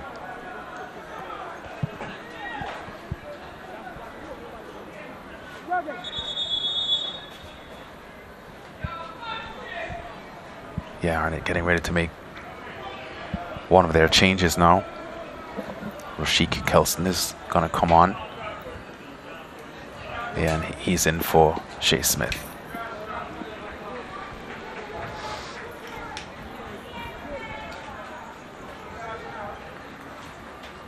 After only 1 year of existence, Arnett Gardens, they were immediately champions of Premier League football in 1978. I said they're the fastest winners of it, having come up. In the history of the Premier League. That champion team included players like George Ballhead Henry, Mark Morrison, Milverton Brooks, and one Richard Austin, former West Indies cricketer who actually that same year debuted for the West Indies while playing Premier League football for Arnett Gardens. Was a very good footballer, of course, having represented Arnett Gardens, and a good table tennis player as well. So the late Richard Austin, an Arnett Gardens man, a natural ball player. Faulkland making some substitutions of their own. Yeah, final two subs there. Anderson. Barnes and Anderson coming in. Yeah. Anderson is in for Kimani Reid.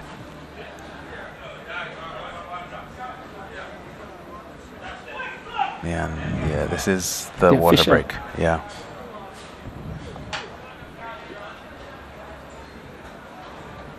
So Arnett.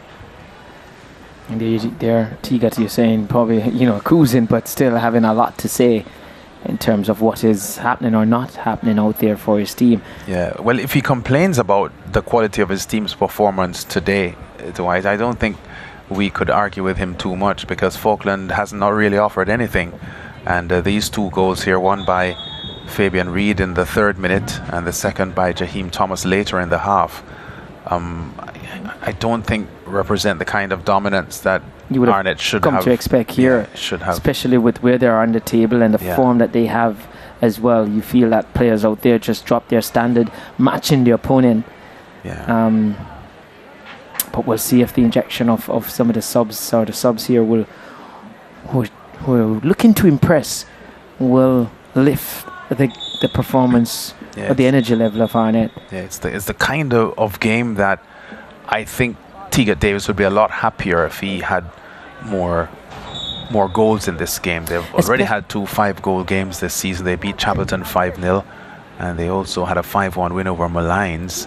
And this is the kind of opposition, as in Faulkland, that would invite that goal average. Be a big result for Arnett. So, and the fact that they were second place in the table coming into this game on goal difference, an inferior goal difference to Cavalier, you feel maybe they'd want to boost that goal average and ensure that they have a better chance at the end of this round to sit at the top of the table. Yeah.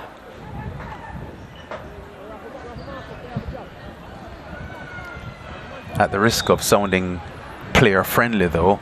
These 3 o'clock matches, Dwight, are pretty tough. I can tell you, I've had to not run on the field but stand on the sideline with my team at schoolboy level, and it can be really grueling. I mean, it's not too much far off the 1 o'clock games, I can tell you that. Yeah, pretty tough, these 3 o'clock games. So sometimes I understand when players just do enough. Just can't find the energy to really excel in these conditions. Simpson's header out. Cunningham. Arnett calm.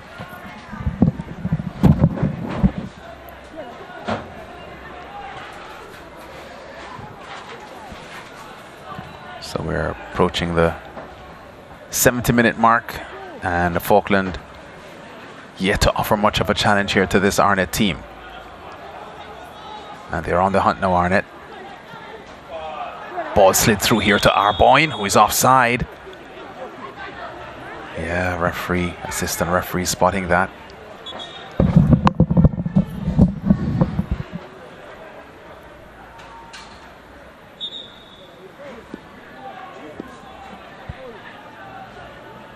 Powell with a free kick for Faulkland. Harbourview against Mobay coming up in the second game of this doubleheader here at the Mobay Sports Complex. Good strike on goal. Oh, took post and out. Oh, that was spectacular, but didn't count. Well, I think Edwards would be relieved there with his best friend, one of his best friend, the upright, stopping that one going in. Faulkland, the closest they've come to really trouble Edwards today, and Edwards would have been beaten for that one had it gone.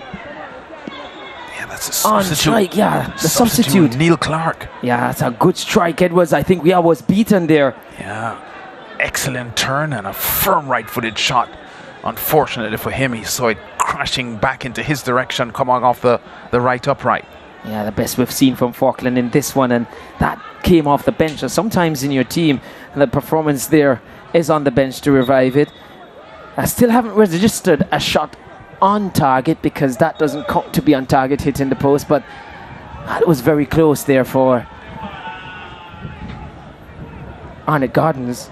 Well, let's see how Arnett will respond here, because you know, sometimes a 2-0 advantage isn't that comfortable. Well, it's the old cliche in football where they say it's the most dangerous lead in football. You just feel comfortable, and the opponent feel like just one goal and we're back in it. Yeah. Yellow card confirmed for Rashika Kelson.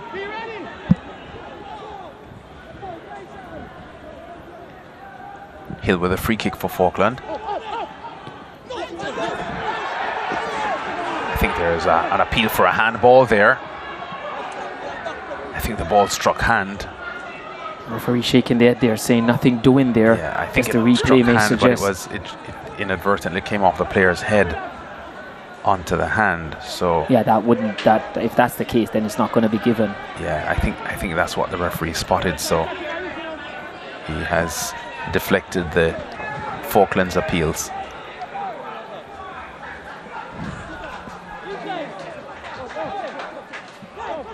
Guthrie getting in there with a partial headed clearance. Left-footed strike that goes really high.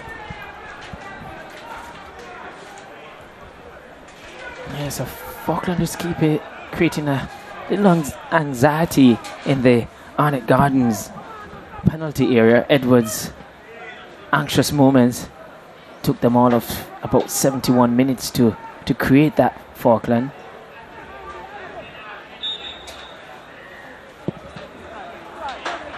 The assistant coach of Arnett, he did speak in his pre-game interview that the defensive side of the game, keeping clean sheets, is very important to them, and he did repeat the old cliche in football about goals winning matches and defense winning championship. And so for them, it'd be important to keep that clean sheet, because the confidence of being able to do that is massive. I mean, I experienced that in schoolboy football, keeping 14 clean sheets, and that you get players into a habit of wanting to do that. So they're deep in thoughts there. Paul Teagat Davids and Eric Rudemaker, I think, probably thinking of how they can inject players into the game to really lift it. Yeah. And the assistant referee Carvalho pointing something here. Yeah, usually that spells trouble. Yeah. Usually that can spell trouble when an assistant referee calls the referee over. So Carvalho has some words here with Hayden. Hill being told to listen up. Yeah, so referee Hayden is making sure the players understand that he's the man in charge and he will make the decisions. Yeah, Don't take decisions into your own hands, because you'll suffer for that. Yeah, it's Kelson and Hill there. Hill has to be careful too. He's on a yellow card as well. Right. Yeah, McLeod's attempted kick up field, but it was partially blocked. Yeah, so we've seen some moments here from Faulkland in this game, that in the second half here, that show that they do have the ability to do good things on the field. They're just not consistent enough with it. I think that the way we've seen it play out in this game is pretty much how the season has gone. You know, right. Just a little piece of it, and then long spells of really poor performances, and then they just come in their moments with that. Because right at the moment they're really on a barren spell here in terms of losses or gone without winning. And just to comment on Rademacher's point to you pre-game, Dwight, about the importance of keeping clean sheets, which they did in their last 3 games in a row. Yes. They actually have the worst defensive record of all the teams in the top 6 at the moment, of all the playoff position teams at the moment. Arnett came into match week 24 with 20 conceded goals. Although when I mentioned that to Teagat at his previous game to this, when he was saying, well, that's not much, we're not worse defense, well, I get back to it. Yeah, he was keen to point out that it is stats. But I did say it was based on statistics. But he was saying his team isn't playing like they're the worst defense of the lot. Yeah, a strike on goal there. But they do say numbers never lie, so yeah, for sure. Well, at the end of match week 23, they had conceded 20 goals. Cavalier conceded 18, Mount Pleasant 15, Harbourview 18, Humberland 13, Waterhouse 18. Yeah. So marginally, they are the worst. Yeah, but to attach the term worse and Arnett Gardens, I guess that is what he had an issue with. At the moment, is a bit incongruous. Nothing really bad about this Arnett Gardens team at the moment, I can tell you that. Not at all, not at all. It's not the team that most other teams in this league is really looking forward to play against. They just find a way to get the result, and that was evident in their last game against Dunbar Holden, where Reid popped up in the 90-plus minute to score. We just don't feel comfortable against this team. But you get the feeling too, even with those moments from Faulkland, Arnett does have the ability to go up a gear or two if needs be in this one. Yeah. And just doing what they feel is just enough. That's the players on the park to get through this one. Evans recovers well here for Arnett, but gives the ball away. Arnett, though, retrieving possession of the ball.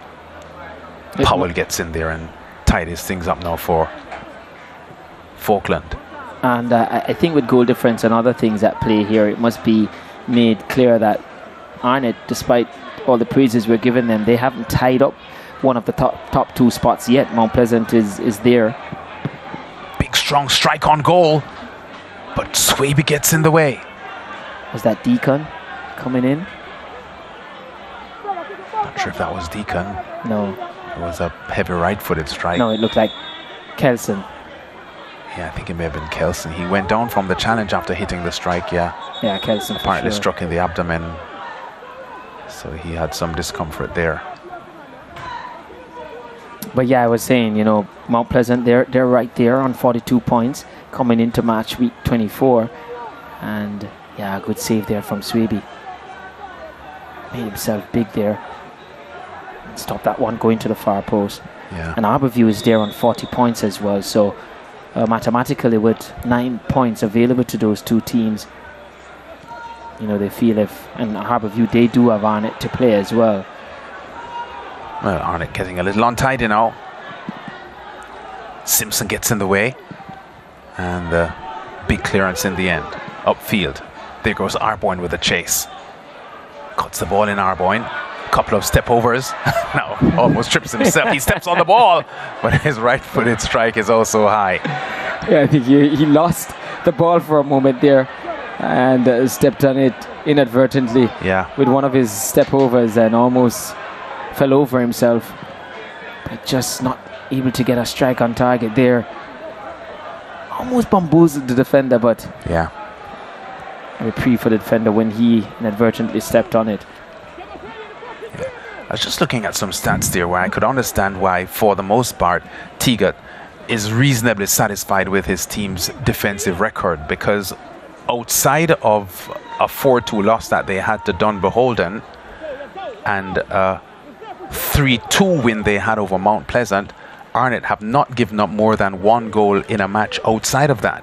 So the stats has been skewed by those 2 games. So I understand, which to be honest is what we saw. That I don't consider Arnett a poor defensive team. No, not at all. Deacon. Arboin may score here. No, not with that. What a poor effort. That favoured the left foot. He should have gone to curl that one in the far. Was heavily wanting to use the right and never was going to be able to get power out of it, nor direction, based on his body shape and where the pressure was coming from on his right side. Clark is knocked over here. And Faulkland will win a free kick about 26 yards out. It was St. Lucian Evans that knocked him over. Yeah, definitely a free kick, and Marlon Martin was coming in on the far side. Here we see Deacon's effort, maybe looking to curl it with the left, trying to get it into the far corner, didn't get airborne, and as such, in the end, really didn't look good. But you know what he was trying to do there. I think Arboin is being given a lot of playing time here to get his touches back, because and get a goal, maybe to get his confidence up with the playoffs approaching. I think the coaching staff knows what he can do. And he's off that pace at the moment, and maybe just needs some playing time and some confidence to be as effective as we know he can be. And they also recognize, as Woodemaker said in his pre-game show, they wanted other players to step up now to start scoring, not wanting to be just reliant on Reed. Good release ball here finds Deacon. Maybe that one wasn't for our boy. Kelson. Hill putting a lot of pressure on him. Wing with a cross. Doesn't find the target. Deacon had made the run inside. They didn't have an overlapping wing back far wide, and Guthrie was also tucked in, so not the wisest of play there, or the best ball or pass into the box.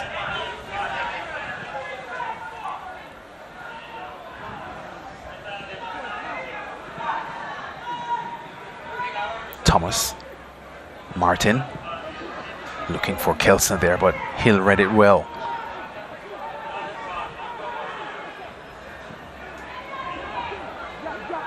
Kelson on the counter.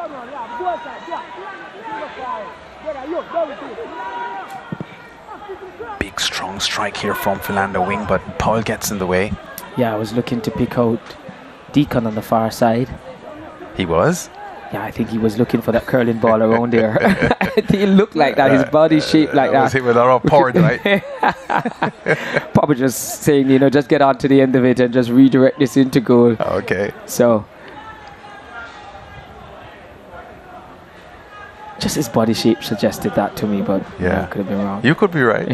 You could be right. I just thought he went for goal because of how much venom he hit that one with, Guthrie with the corner. His body language suggests some level of fatigue. He's had a decent game, Guthrie. Himself and Marlon Martin in the middle of the park. As we said, I'd taken over captaincy of this Arnett Garns team as a 21-year-old Romeo Guthrie. That was, and acquitted himself well. He did well. Certainly did well in the position as leader. But it was in that rebuilding phase when Arnett weren't really getting the results. That's Deshaun Plunkett. about to get some playing time. So the coaching staff listening to you, Dwight, Taking out some fresh legs in, some men who haven't had a lot of playing time, and one of the goal Jaheim scorers Thomas, coming one of the out. scorers, is now off. So the two Arnett scorers are now off. Does Sean Plunkett it on for Jaheim Thomas, and Arnett 5.5 minutes away from the end of 90 minutes. Shanoy Evans with a throw, long throw, and the header on goal from the substitute Plunkett, just a little bit off target.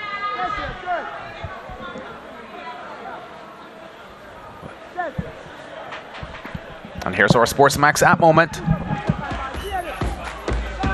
featuring Arnett Gardens. And Evans to Smith to Reed. 1-0. This after just 2.5 minutes, going 3 minutes. Arnett taking the lead, which they have held throughout. Good football, good pass from Evans, good take from Smith, good firm cross inside, and as we've seen for the 15th time this season, Reed is on target. And here's Arnett pushing forward, but Powell breaks the attack up for Faulkland. And there is Paco Blacks. Enjoying that sequence of play. Yeah, he probably knows that he just made the app moment. Probably somebody on the bench watching. Yeah, watching on the phone, yeah. Yeah, they do that at time to look at replays and stuff, yeah, so.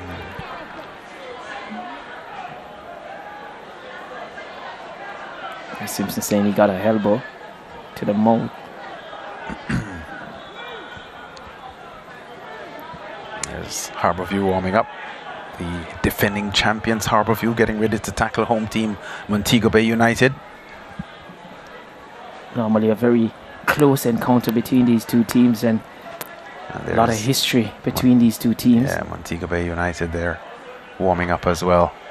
So a team playoff bound, and Mobay United just finishing off the season. Just a little bit too much weight on the pass. Rashiki Kelson. Yeah, Arborn getting 90 minutes it seems today. There he is. Plunkett just came on as a sub and is already in the thick of things, this young player. And the Swaby has had a busy afternoon. Made some good stops for Faulkland, but he's on the losing end. Yeah, nothing he could have done about the 2 goals that he conceded today. No. Not his fault at all. He just wasn't well represented in front of him in the penalty box there. And firstly, allowing Reed, as you just saw in the SportsMax app moment there, allowing Reed too much time and space, and then not dealing with a long throw-in to the box, and allowing the rebound of Reed's shot to fall to Thomas. Deacon struck in the face, and a yellow card comes out here. Yeah, that's going to the Kyle Anderson. Yeah, vice captain Faulkland for Faulkland. Yeah, just knocks Deacon in the face. And no response from Deacon. Yeah.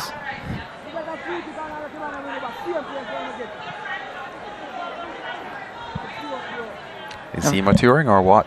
Yeah, maybe.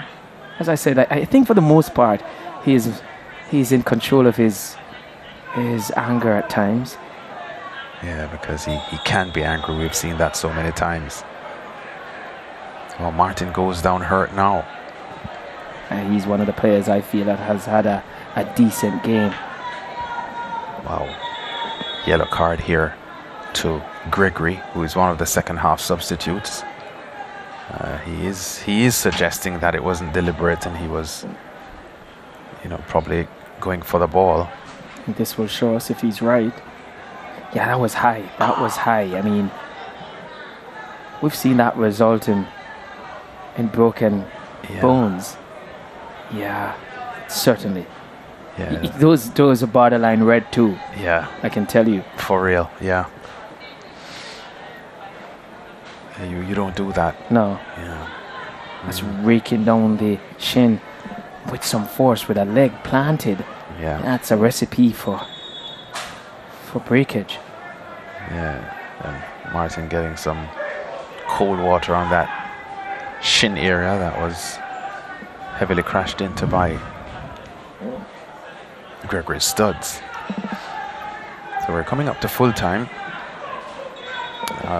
Probably 5 or so minutes to be added on for stoppages. And probably discussion as to which player on the park might have caught the eye more than others, or put in the type of performance that would have edged others. I don't think defensively Arnett had enough to do. I'm going by math of elimination.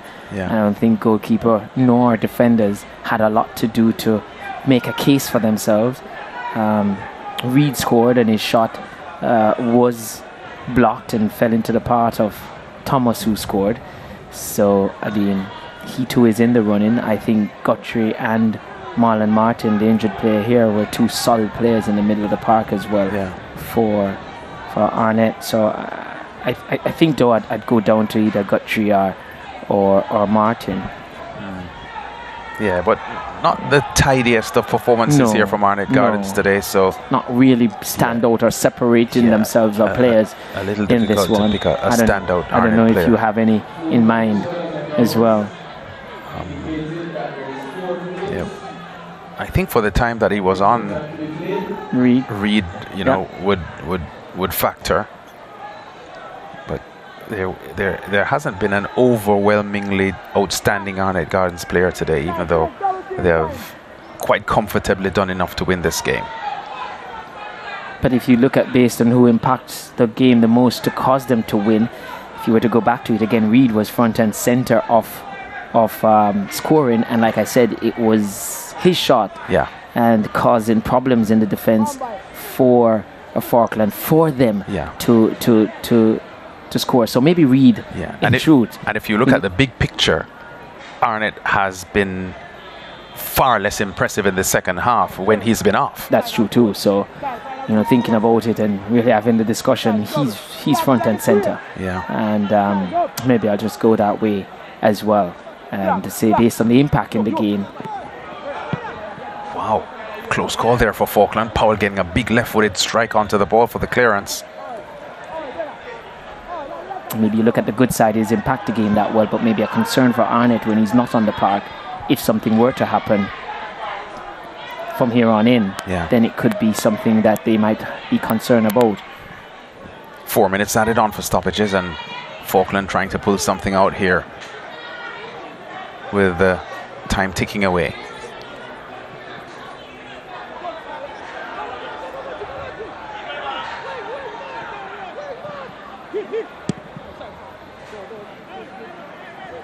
No threat. Throw though deep inside the Arnett half, so Faulkland pressing forward late in the game. So Arnett are about to score their first ever Premier League victory over Faulkland. This is only their second head-to-head meeting.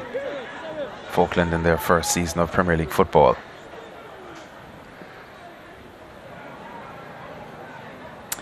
Yeah, and a season that is going to end with them being officially relegated here, because that's what this result has confirmed. Yeah. Edwards with the kick out for Arnett.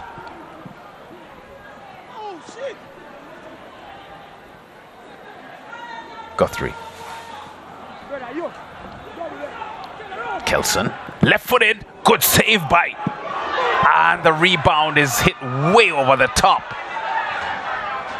Hugely disappointing there for Plunkett, second half substitute who just came out with a glorious opportunity to score his first goal.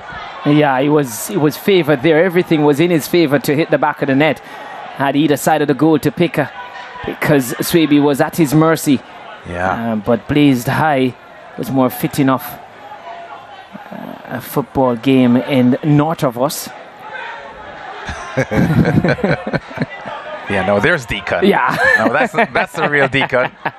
I was wondering where he was. Still inside there. Still inside there. Wow.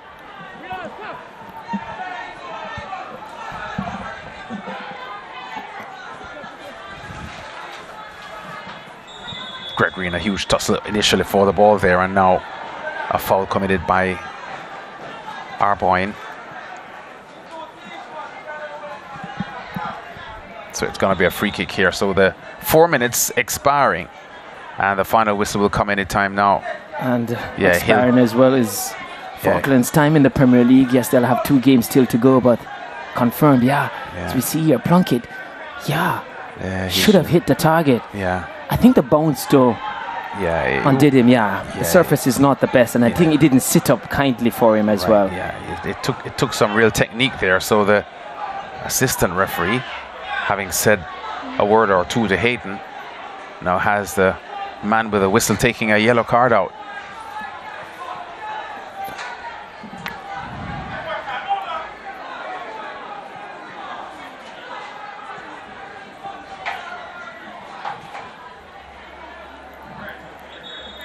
So a red card is going to come out here.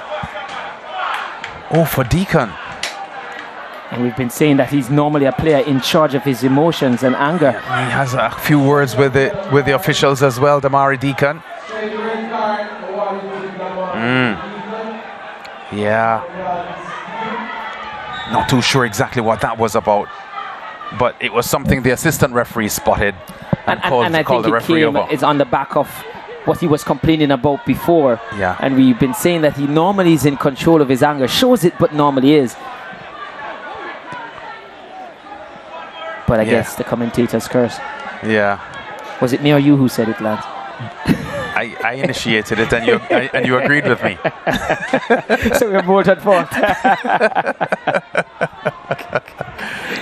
Okay, I think this is going to be the last play of the match, though, because we are already 2 minutes over the 4 minutes added on for stoppages.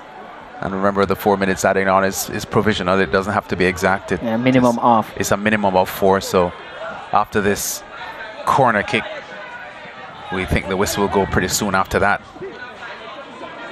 Eric Edwards with the easy take. And Faulkland are about to be formally relegated from the top flight of Jamaica's football after just 1 season. And Arnett Gardens with this handsome 2-0 victory remain top of the table, or go top of the table over Cavalier on points.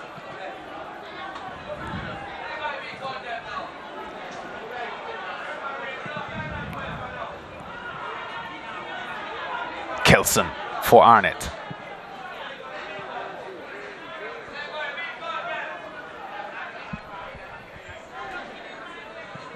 Kept in play by Guthrie, but Faulkland initially took possession. Well, the game continuing for a lot longer than I had anticipated. So we're now 7 minutes into stoppage time, 3 minutes over the 4 added on, and Faulkland are on the attack. Probably trying to get something from the game, some consolation. You'd feel at this stage that's only what they can get.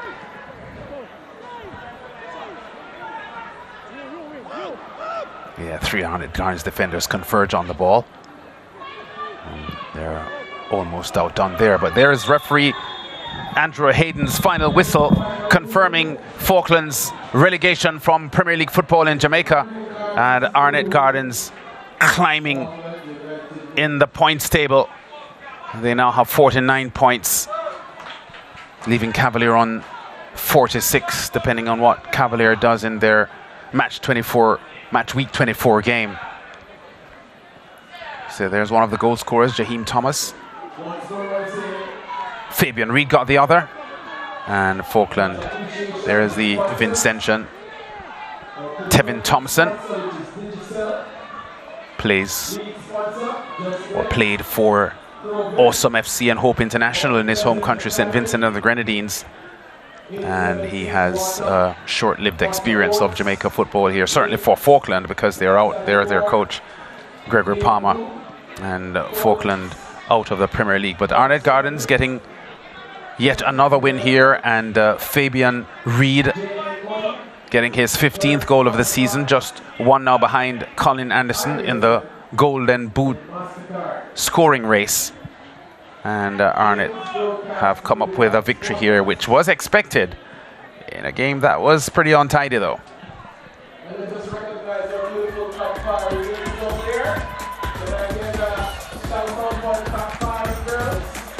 Let's check out these highlights now.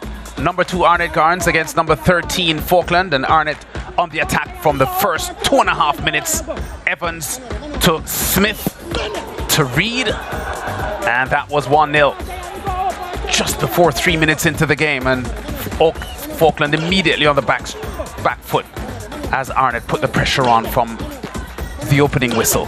15 goals on the season for this man. Over 70 goals now in Premier League football for him. Arnett continuing to pile the pressure on. Reed would fire this right-footed strike here that didn't go very far from the upright. Arnett very dominant early, and here their second goal would come. Reed pouncing on this one, but the deflection, and Jaheim Thomas, the youngster, is right there to bag his 4th goal of the season. And Arnett taking firmer control of this game. Shanoy Evans from St. Lucia with a long throw, posing a lot of problems there for Faulkland. And Arnett enjoying the 2-0 advantage. David Swaby in goal, beaten twice this afternoon. He had an outstanding game because he brought up some very good saves, Swaby. Reed with a header on goal, but wide of the target. Arnett kept the pressure on. Arboin here with a ball right across the box. Good work there from Tyshon Hill, just getting in and snuffing out the Arnett Gardens threat. Paul with a long ball downfield here. Simpson goes up for the header. Oh, excellent turn here from the substitute, Neil Clark, whose right-footed strike crashed off the upright. And Edwards was beaten for sure. The best moment of the match for Faulkland. Arnett with another opportunity here with Arboin. Under a lot of pressure here from Michael McLeod.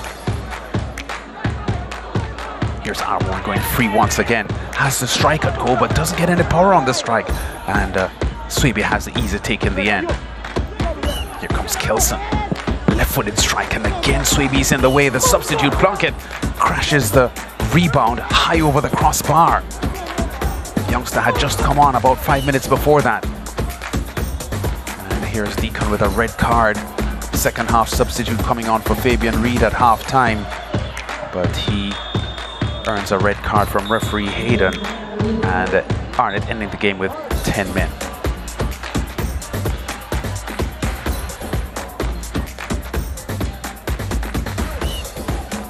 "17 shots attempted on goal by Arnett, 8 of them on target.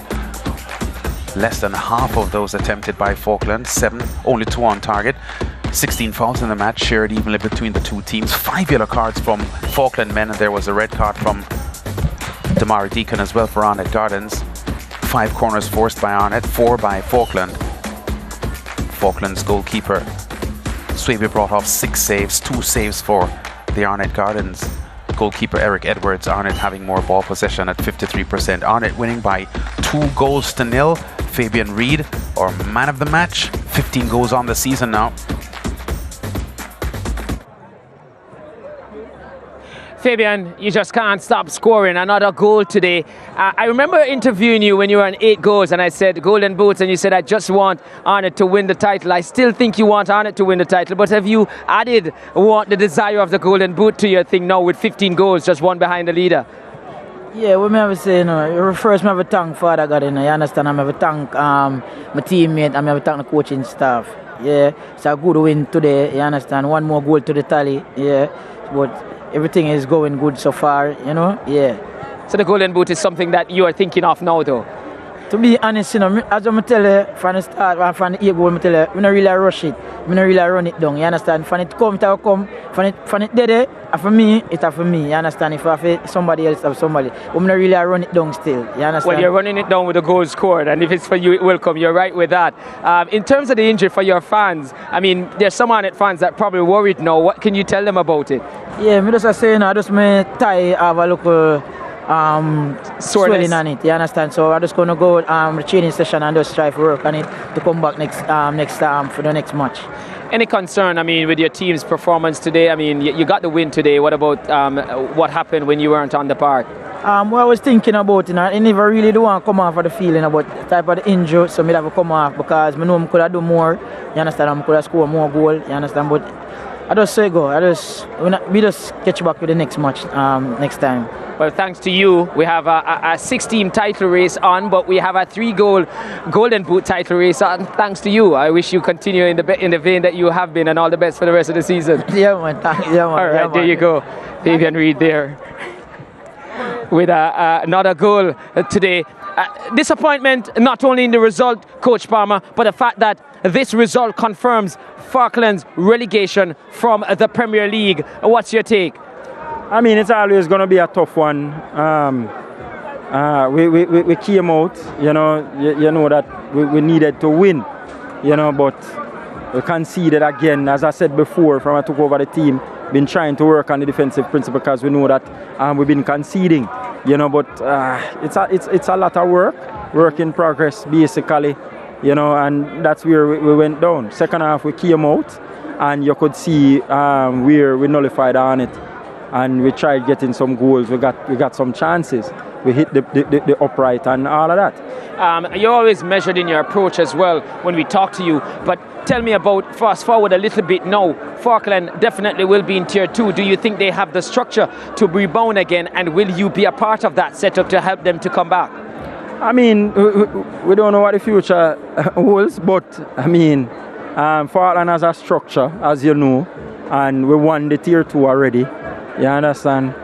And I guess Faulkland will rebound. Definitely will rebound. Well, let's hope you continue to put on a good showing in the remainder of the games you have, Coach. And tough luck, but better luck next time. All right, thank you very much. Yeah, there you have it. Coach Palmer presiding over a Faulkland team that has been relegated from the Premier League. This man is no stranger to this part of the world. This is where he's from. So it's probably a bittersweet moment for you. Your team won today, but you have confirmed relegation for a team from your hometown. It's been a while we haven't come to Montego and win a game. It's nice, because we're fighting this to go to the top of the league, I think they put up a nice show, knowing that they're still in the relegation. They didn't just lie down and play dead, We had to play and take our chances. In terms of your team's performance today, I could see you remonstrating on the sideline. Despite getting the win, it probably was not the performance that you wanted. Disappointed. What disappointed you the most? We brought this team every time. Every team we play, so to speak, we keep giving away the football, causing pressure on ourselves. I keep saying the Premier League level, you can't be sharing the football like this. You can't share about it with Real Madrid or Barcelona. They can kill you. You understand? So I think we give too much possession. I just want a quick question from you as you run off. You've spoken about field surfaces, and this one is in your hometown. What do you make of the authorities allowing it to come down to this? I'm ashamed of it and Jared Park. I grew up on these two surfaces, and I'm embarrassed. It's full time the people of Western Jamaica, the Parish Council, even the government themselves, fix the field, man. Fix back Montego Bay. And maybe again the crime and violence will stop. There you have it, Coach. All the best. Man, love, Yeah, Paul Teagat-Davis there, coach of the Arnett Gardens team. They have climbed up the table now and sit top of the table with this 2-0 victory. A victory that has relegated Faulkland back to Tier 2 competition in Jamaica's football. Goal scorers for the afternoon, Jaheim Thomas from Arnett Gardens and Fabian Reid. Reid now 15 goals on the season, just one off his career best 16 goals that he had in 2017-2018. Arnett Gardens 2, Faulkland 0 at the Montego Bay Sports Complex in game 1 of a doubleheader here on SportsMax.